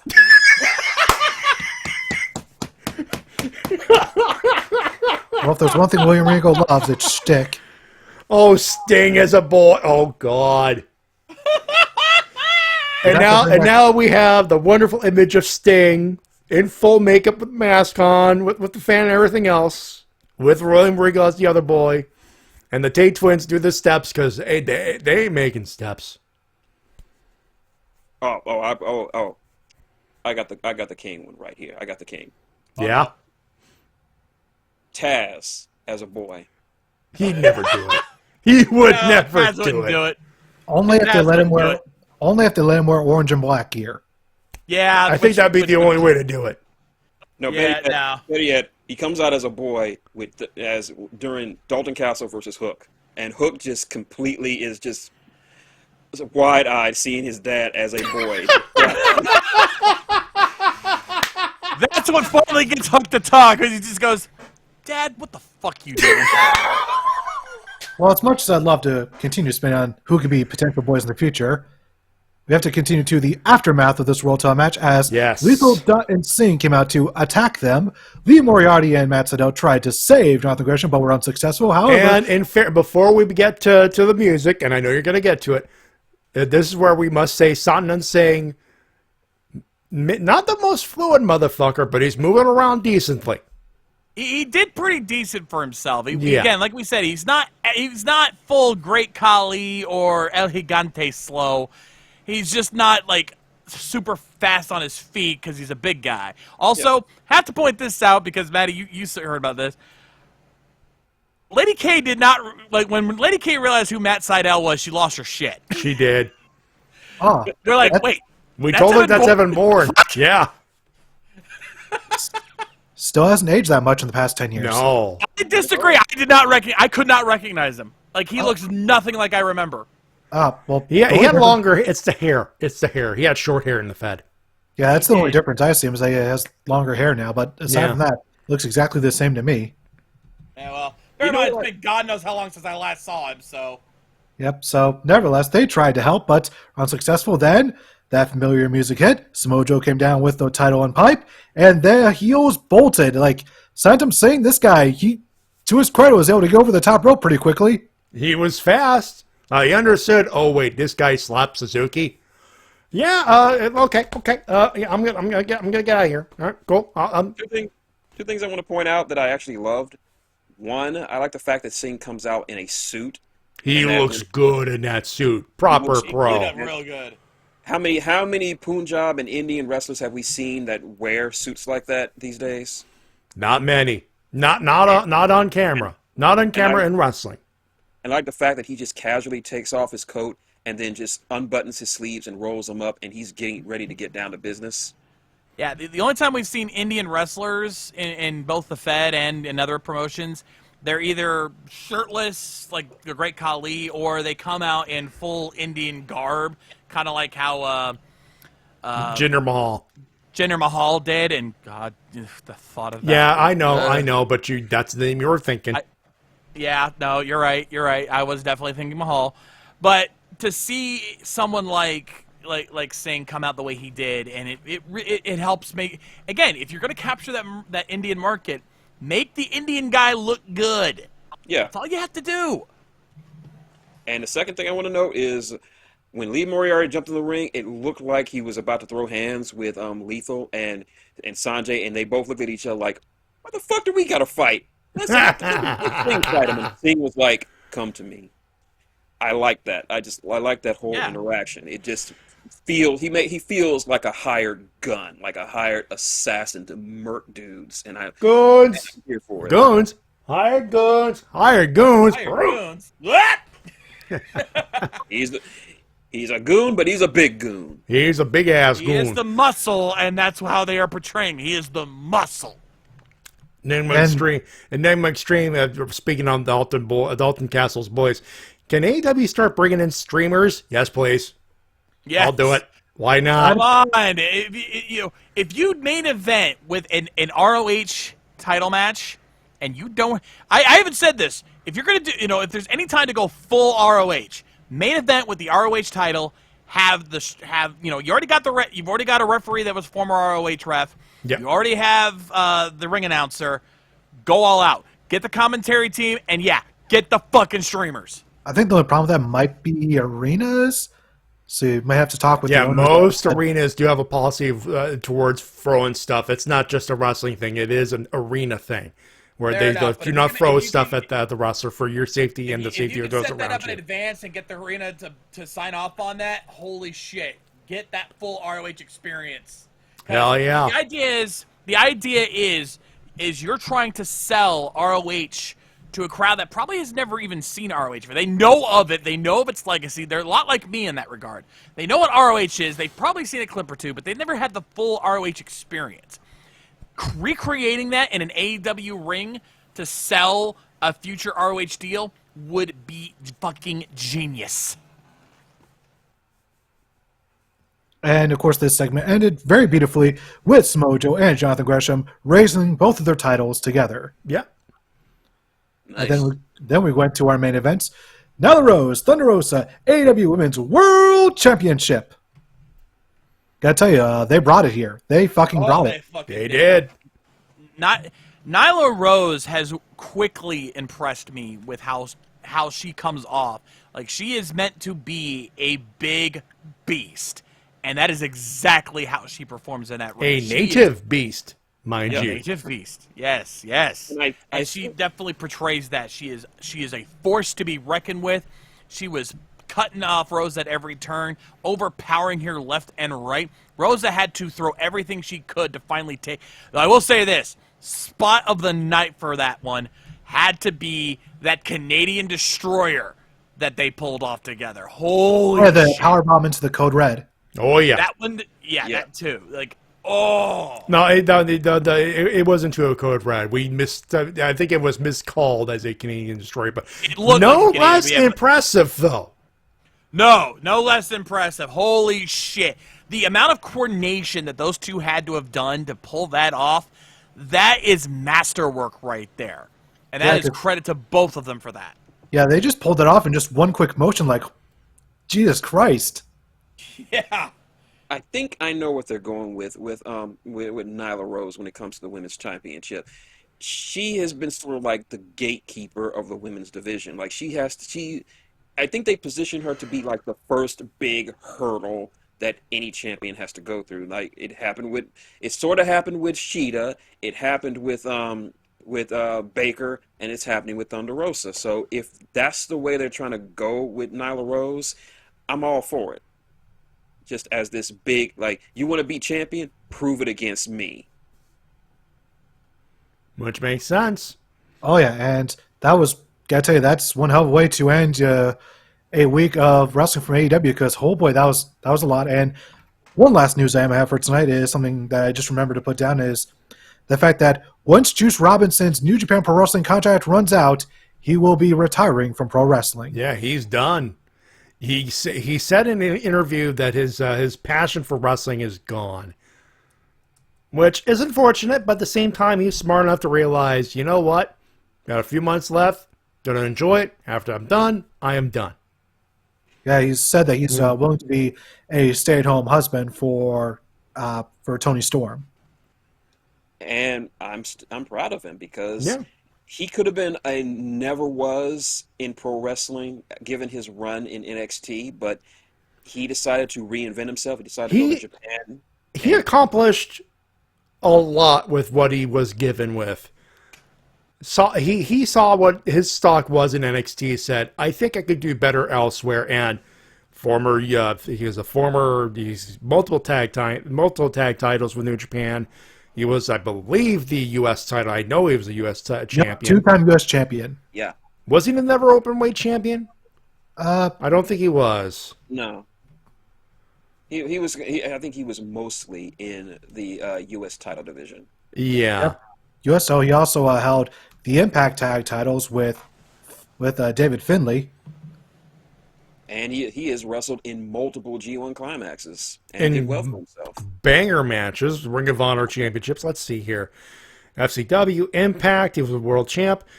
Two-time IWGP United States Heavyweight Champion.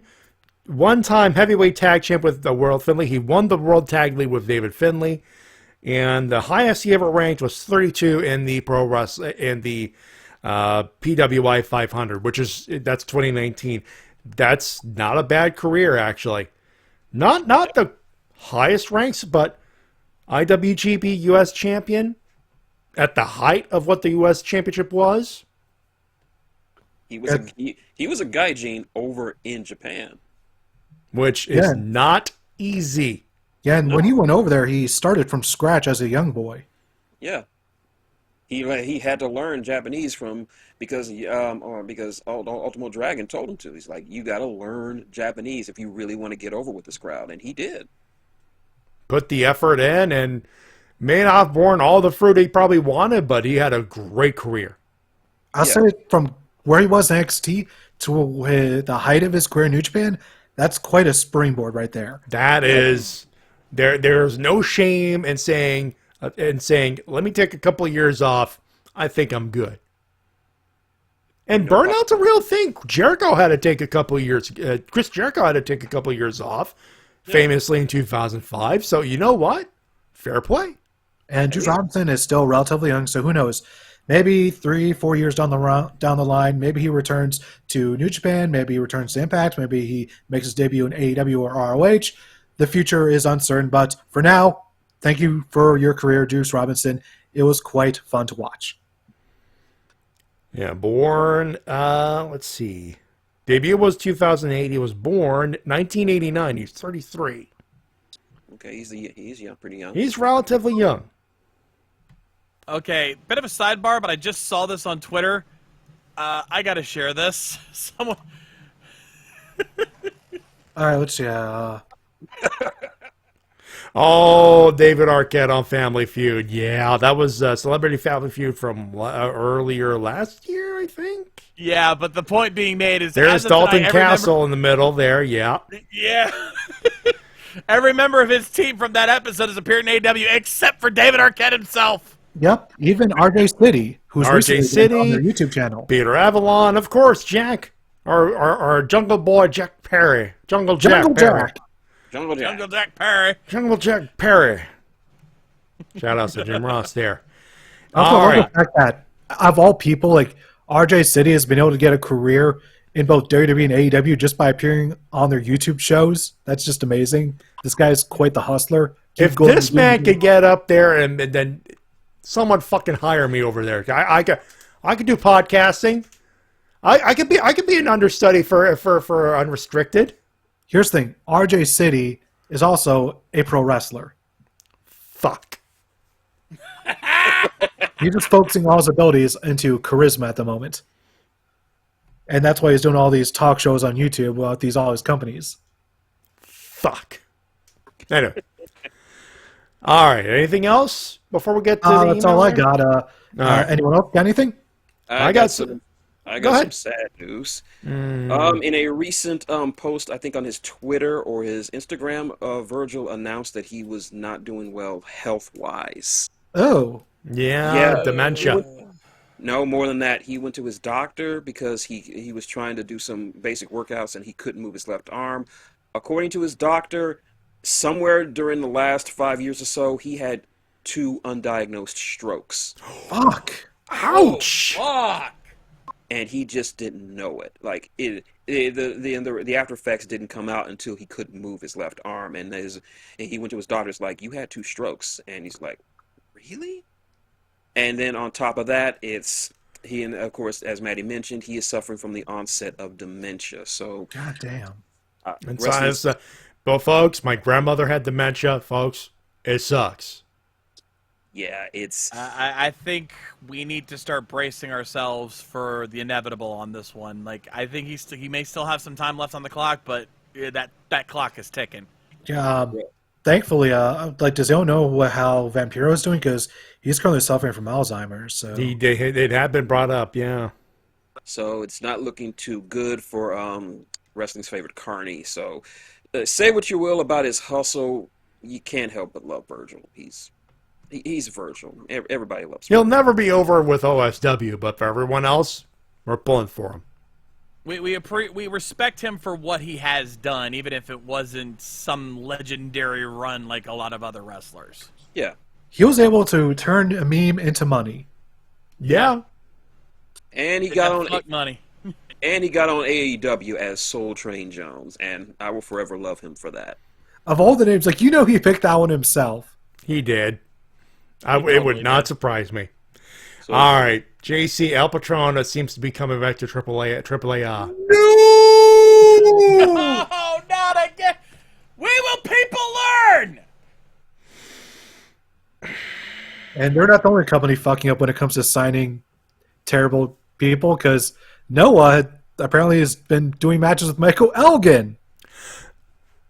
Look, Goddamn piss boy. Goddamn piss boy. yeah. We should probably explain that to Shades off air. You have fun doing that. No, I'm not. Anyway, Also, before I get to that's the all- to Guts email, apparently this is from Fightful. Impact Wrestling viewership jumped on Thursday, boys. Yeah, about Showbuzz yeah, Daily reports that Impact Wrestling on April 14th drew 123,000 viewers, which was up from last Thursday's episode of 89,000. Damn. So, And we would like to take all the credit for that, for the Rift Downs doing it. God damn it, no. If anyone gets the credit, it's Matt Taven. Who? The guy who got one of the loudest responses all night. never heard of him. Don't The know crowd who that, clearly has heard of him, because I rewatched that promo. Holy shit, he got a response. that response was snores, because no, he's very boring. Snores do not sound like cheers. They are if it's a lot of them. God Matt damn Taven it. is a fucking hack who never deserved the Ring of Honor World title. Period. Damn, Jesus, guys. Hot takes, motherfuckers. Those might be your Yeah. hot takes, but Matt Taven is definitely earning his keep at the moment. Yeah, what and his keep is just to fade into the background like the nobody he is. One day, he'll prove you all wrong, because he's Matt Taven, and you're just a couple of Melvins! So what's he gonna do? He's gonna have a purple version of the Impact World title, win a triple threat at Madison Square Garden, and fuck up another company then? Next time he becomes world champion, the crowd will erupt in applause. No, they will erupt in getting the fuck out of their seats and walking out and going watching something else. Oh, by the way, JC reminds me of bringing something that Caleb with a K has also recently ended his tenure with Impact, with his last moment being on Before the Impact, getting powerbombed through a table by W. Morrissey. Really? He's finished up his run? Yep, that's how they wrote him off. Really? That would make sense as to why he was then later on fired by the Influence. Scott Demore and the Influence got okay, fair. That's Excellent. unfortunate. He was always a good geek. He was a good geek. He was a great geek. He was good Yeah. He's good to get heat for the Influence. Yeah, All he was a coming great together. heater. The pieces are all finally coming together. Shen probably read JC's problem. This jump in the ratings is clearly accepts 525.5 of W. Morrissey's master plan to get at Daniel Bryan. It's perfect. He gets let go. Then he goes to AEW, where he'll go into Daniel Bryan's dressing room and eat his mashed potatoes, and Bryan will never see it coming. Tay Khaki Dory. So I don't think I need to tell you who W. Morrissey is, right, Shades? Oh no, I know who Yeah. Morrissey is. Okay. I do know. All Trust me, right. the salt is real. By the way, W. Morrissey I also love got that one- Impact running gags, huh? Yep. By the way, I also have to give props to W. Morrissey for once again cutting a fire promo this week.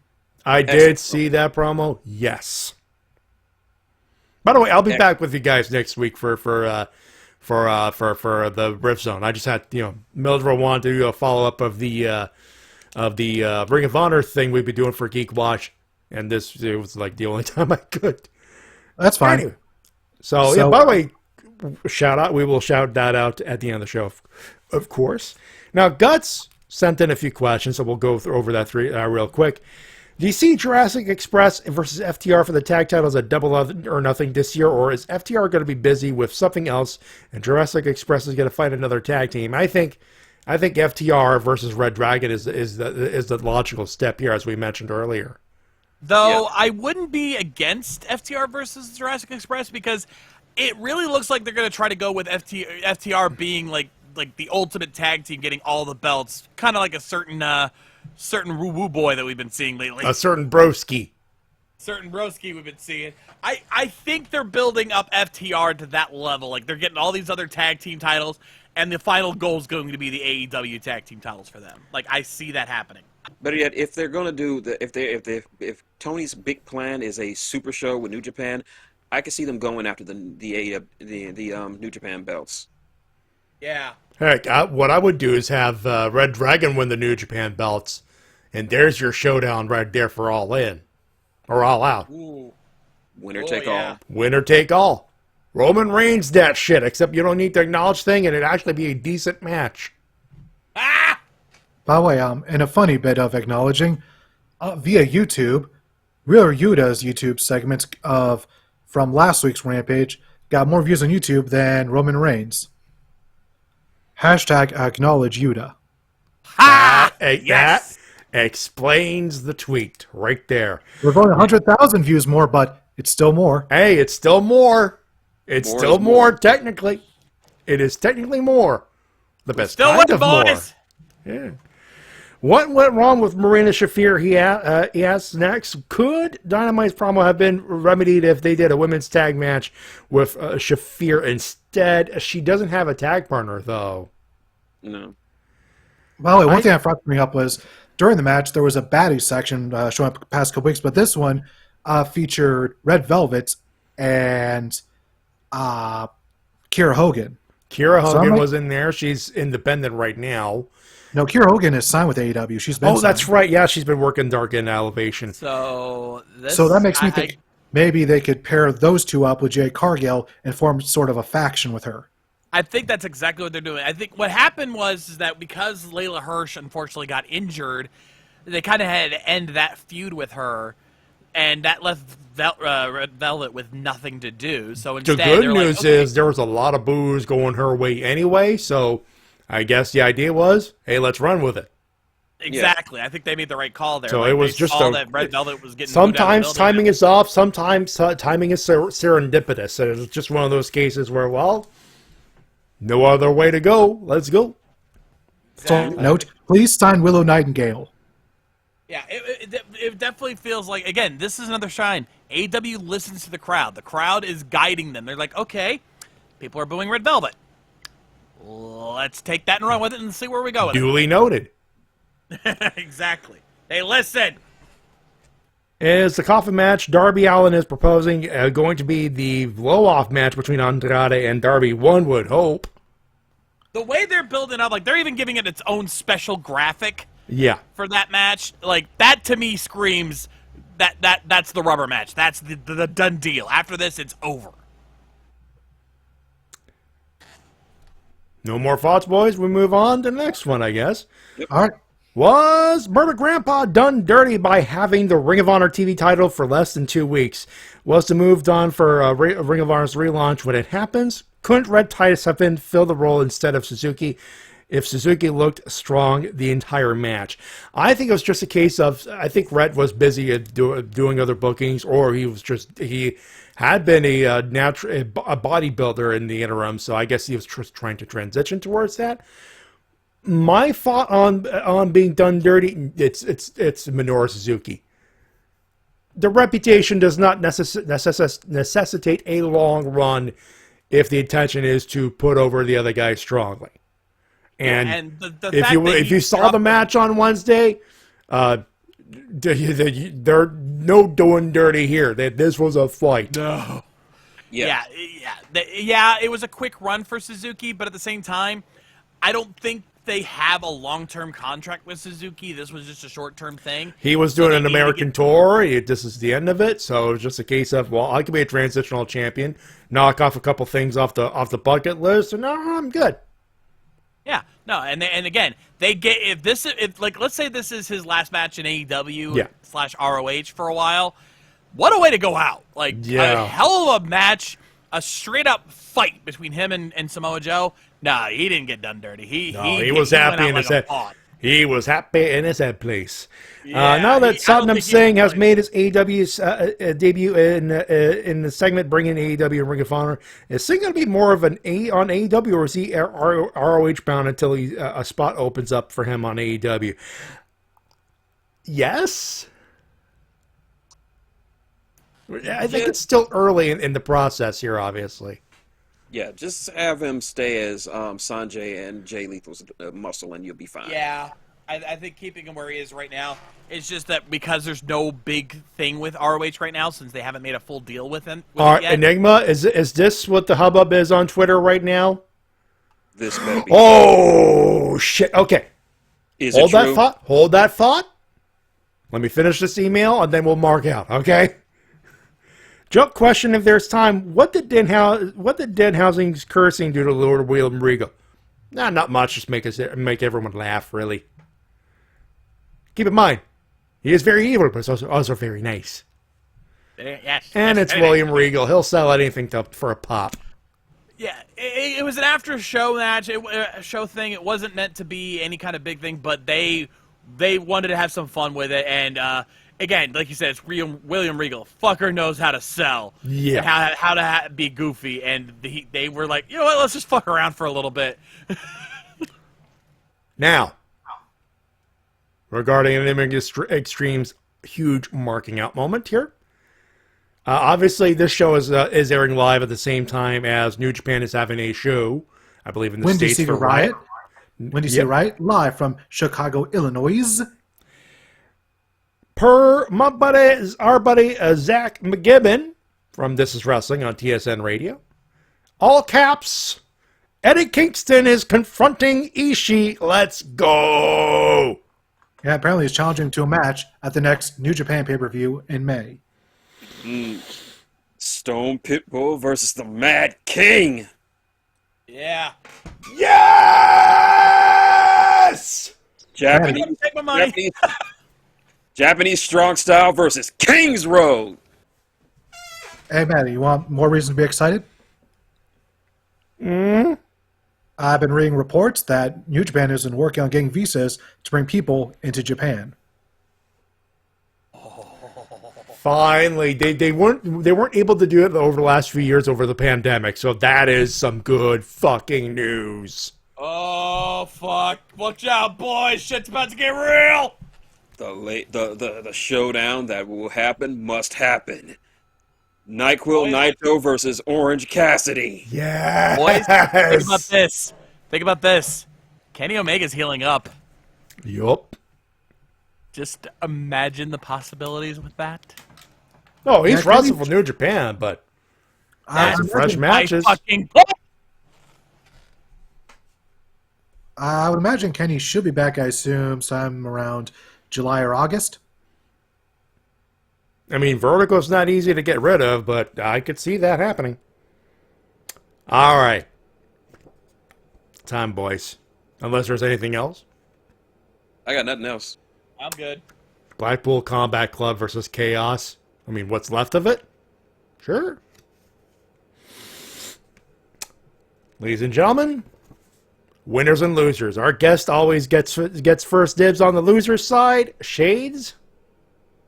Well, I don't think it's any surprise that my loser goes to the Fed, mainly specifically because of the Ludwig Kaiser bullshit.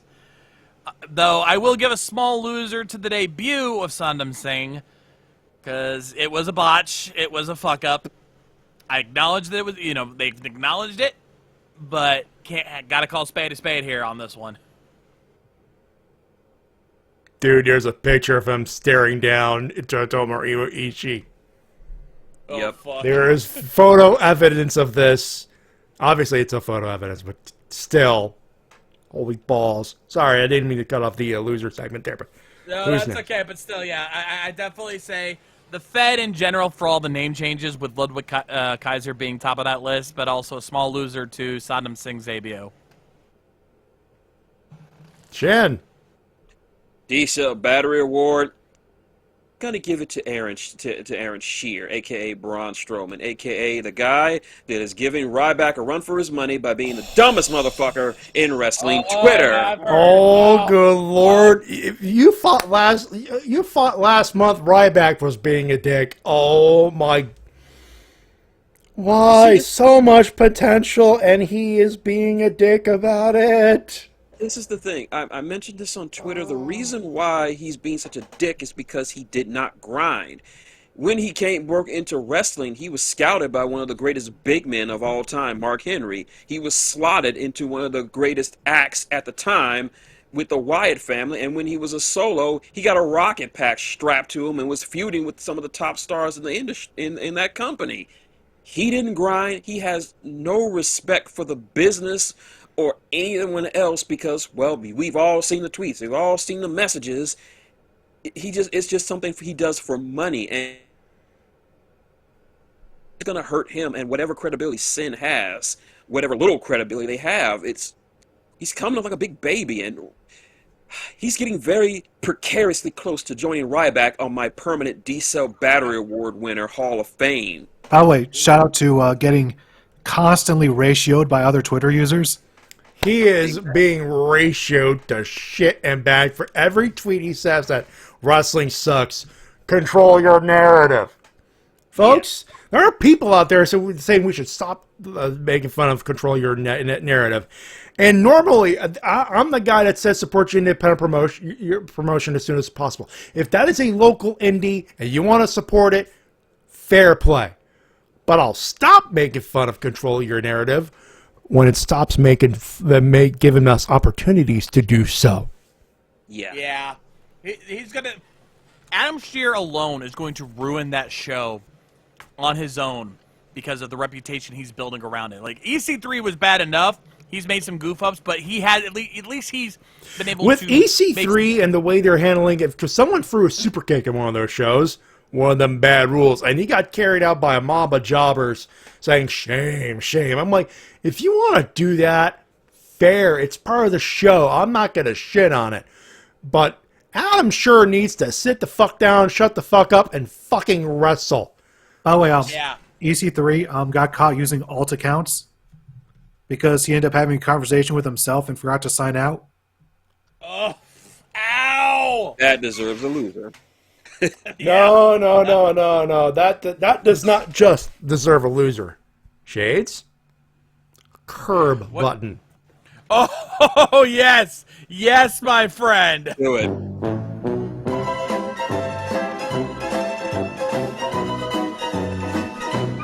You! All right, as for the rest of my losers, the Fed for all the things that the Shades said, as well as that fucking Damian Priest AJ Styles match. What the actual fuck was that ending? What happened? For those wondering, the ending was purple and vampires, and what the fuck are you doing with Punishment Martinez? You were doing well! I thought when I saw that clip, I thought, did I queue up an episode of Castlevania or something? What the fuck was I watching? Christ. The Fed asked, hey, can we get House of Black? We have House of Black at home. House of Black at home. That purple light gimmick. Yep. And fortunately, I gotta give a loser to the debut of Singh.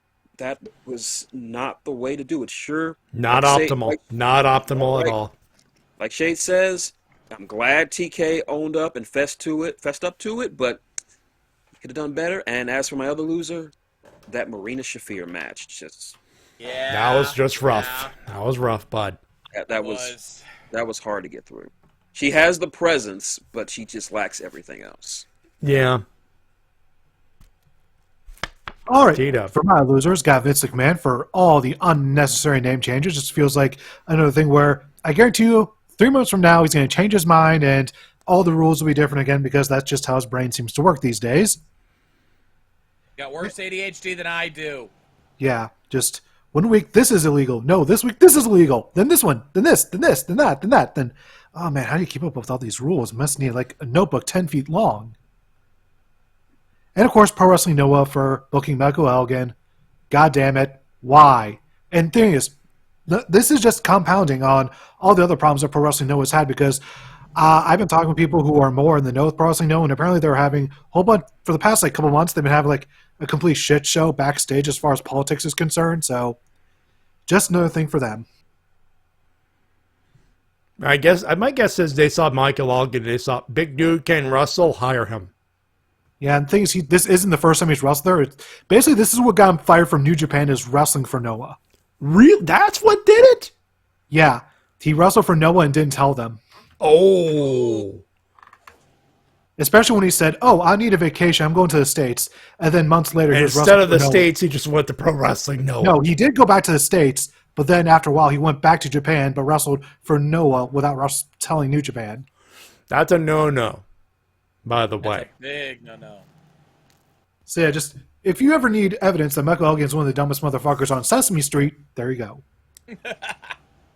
I mean, that's like the bare minimum of it. There's the fact that he mistreated people in his wrestling class, but that's another story for another day. There's a laundry list of things you could say about Michael Elgin, but He used to be one of my boys, and I can't even be one of my boys anymore. What the fuck?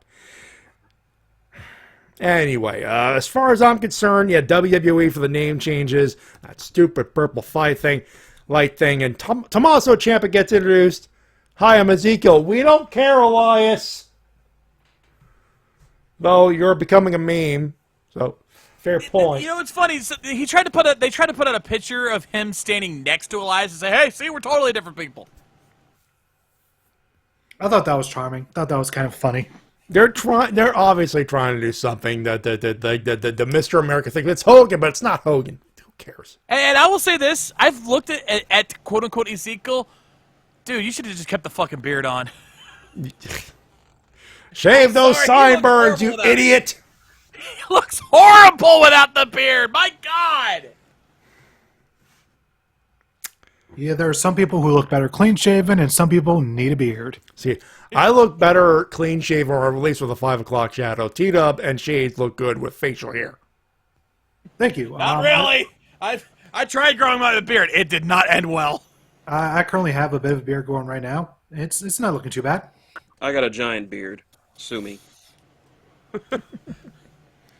I gotta ask, have you gone full white family yet, Shin? Getting there. Ah, nice, very nice. All right, now Marina Shafir's Dynamite debut was a flop, so we got to give that a loser for that. I was going to give the Saddam Singh debut to Tony Khan, but I'm just going to get, so it's more of a general, not just solid idea as far as going along with the Paymasters to appease them. But you shouldn't have gone with the lights out gimmick. That was a bad. And that's it. That is it. Let's do some AEW. Let's not just AEW. Let's do some winners. Let's do some winners. To be fair, I'm pretty much nailing AEW as a winner as a whole because, my God, they've had a hell of a week this week. Though, if I have to narrow it down, that's the problem. I can't even narrow it down to one particular match because there were just so many great matches this week. You know, aside from those couple of fuck-ups here and there, a lot of their matches have been absolute bangers. I can't narrow it down. There's just so much good shit going on this week. But just AEW in general, yeah, definitely a winner in my book.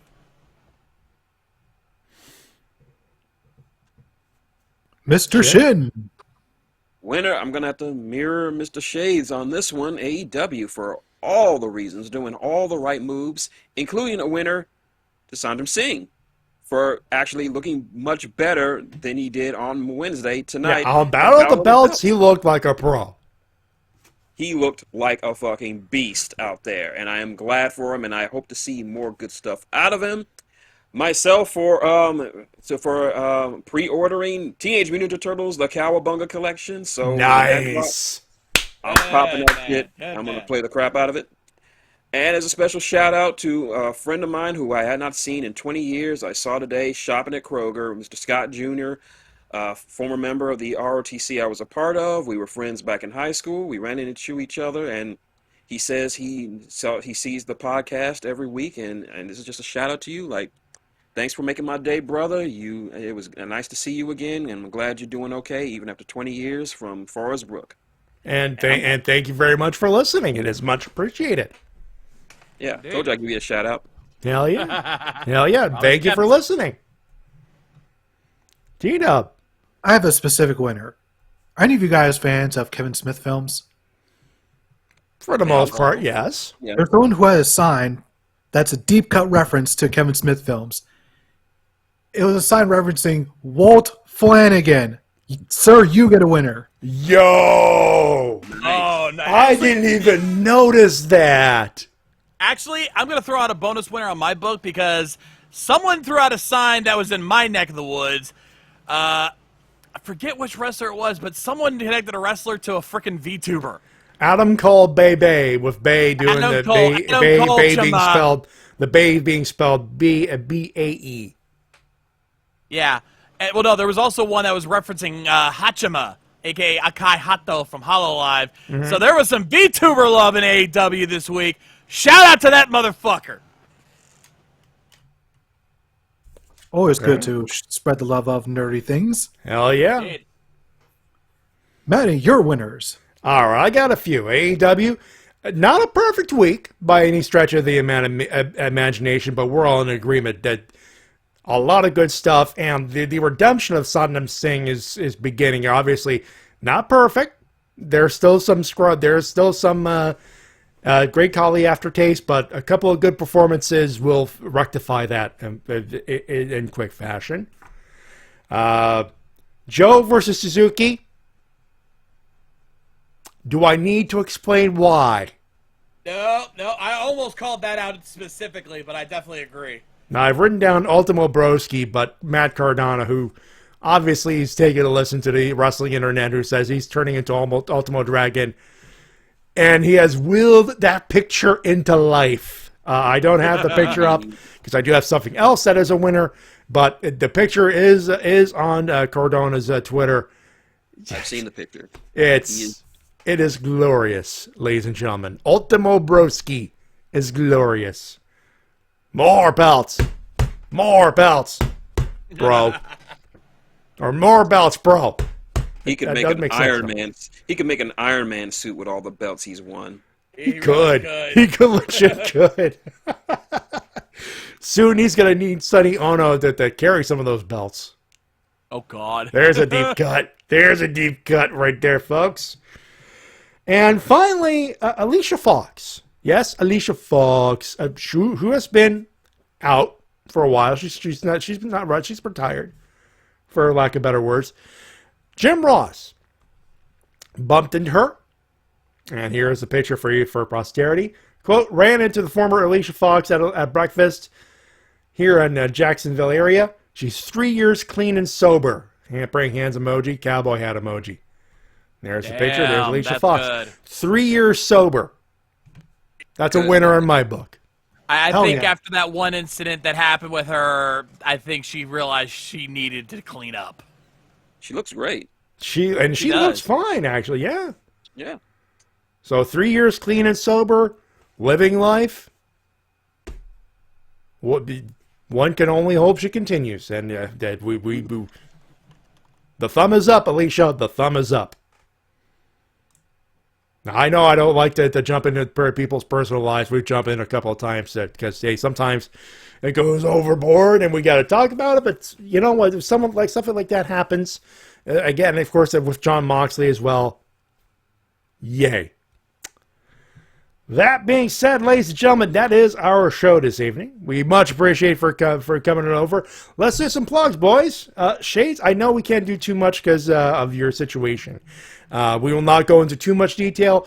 Some of the productions are on hiatus for a couple of weeks. There are things that happen. Ducks need to be put in a row. I am a little out of commission right now. I mean, I was able to do this, but I can't do any hosting right now due to some issues at home. But things are going good. Rest assured, it's nothing bad, nothing too serious going on. But it's just I'm gotta kind of set my priorities in order right now. Just getting the Ducks back in the row so we could get back to having fun with the Power Ranger stuff. Yep. You will know. It'll probably be a couple of weeks more, folks. So we will be back in a couple of weeks with Toku Riffs, Anime Mavericks, Ranger Recap. And by the way, the first 11 episodes of Dino Fury are now on Netflix in Canada. So yay! Finally. Shin, plug away, sir. All right, you already know Maxicorn on YouTube, where you can get all the latest and greatest in War Machine and Hordes news.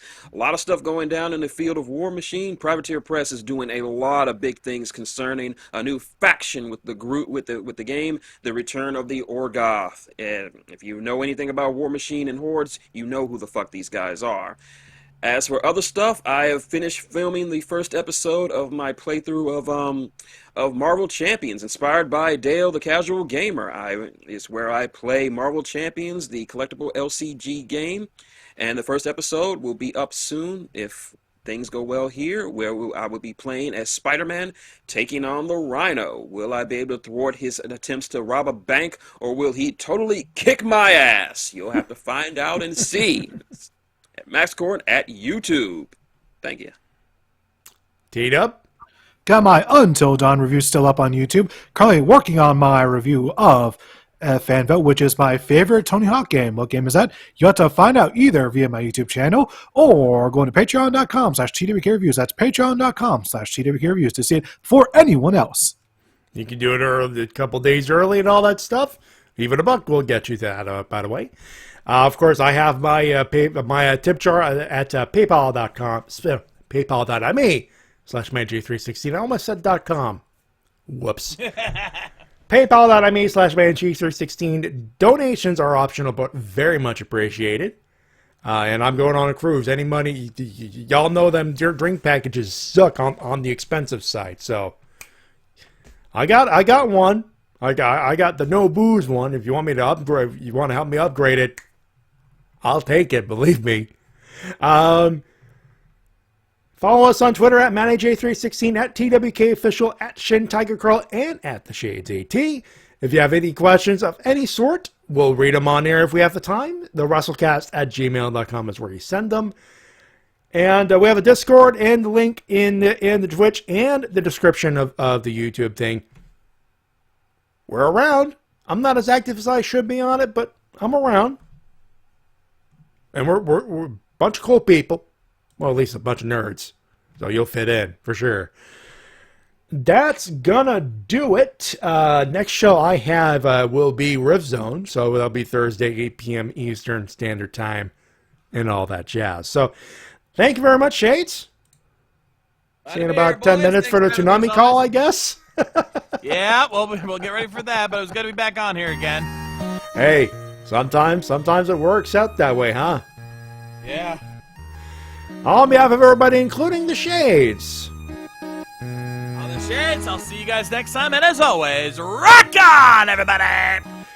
Shintigercurl. You have my sword, and my bow, and my axe, and my on-sight! I don't think we can top that there, T-Dub, can we? On behalf of TWK. Jonathan Gresham is human, damn it!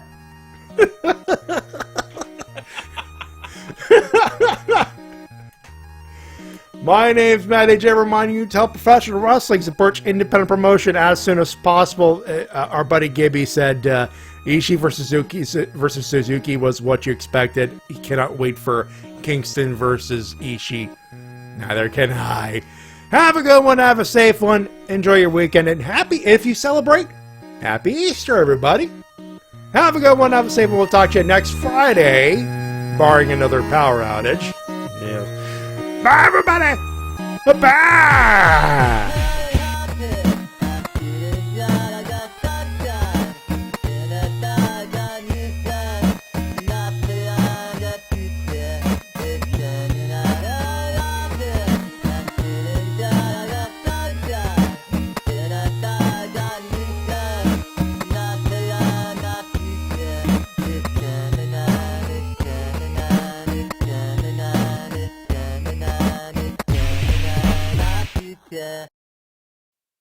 Ladies and gentlemen, please welcome the newest member to Monday Night Raw, Tommaso Ciampa.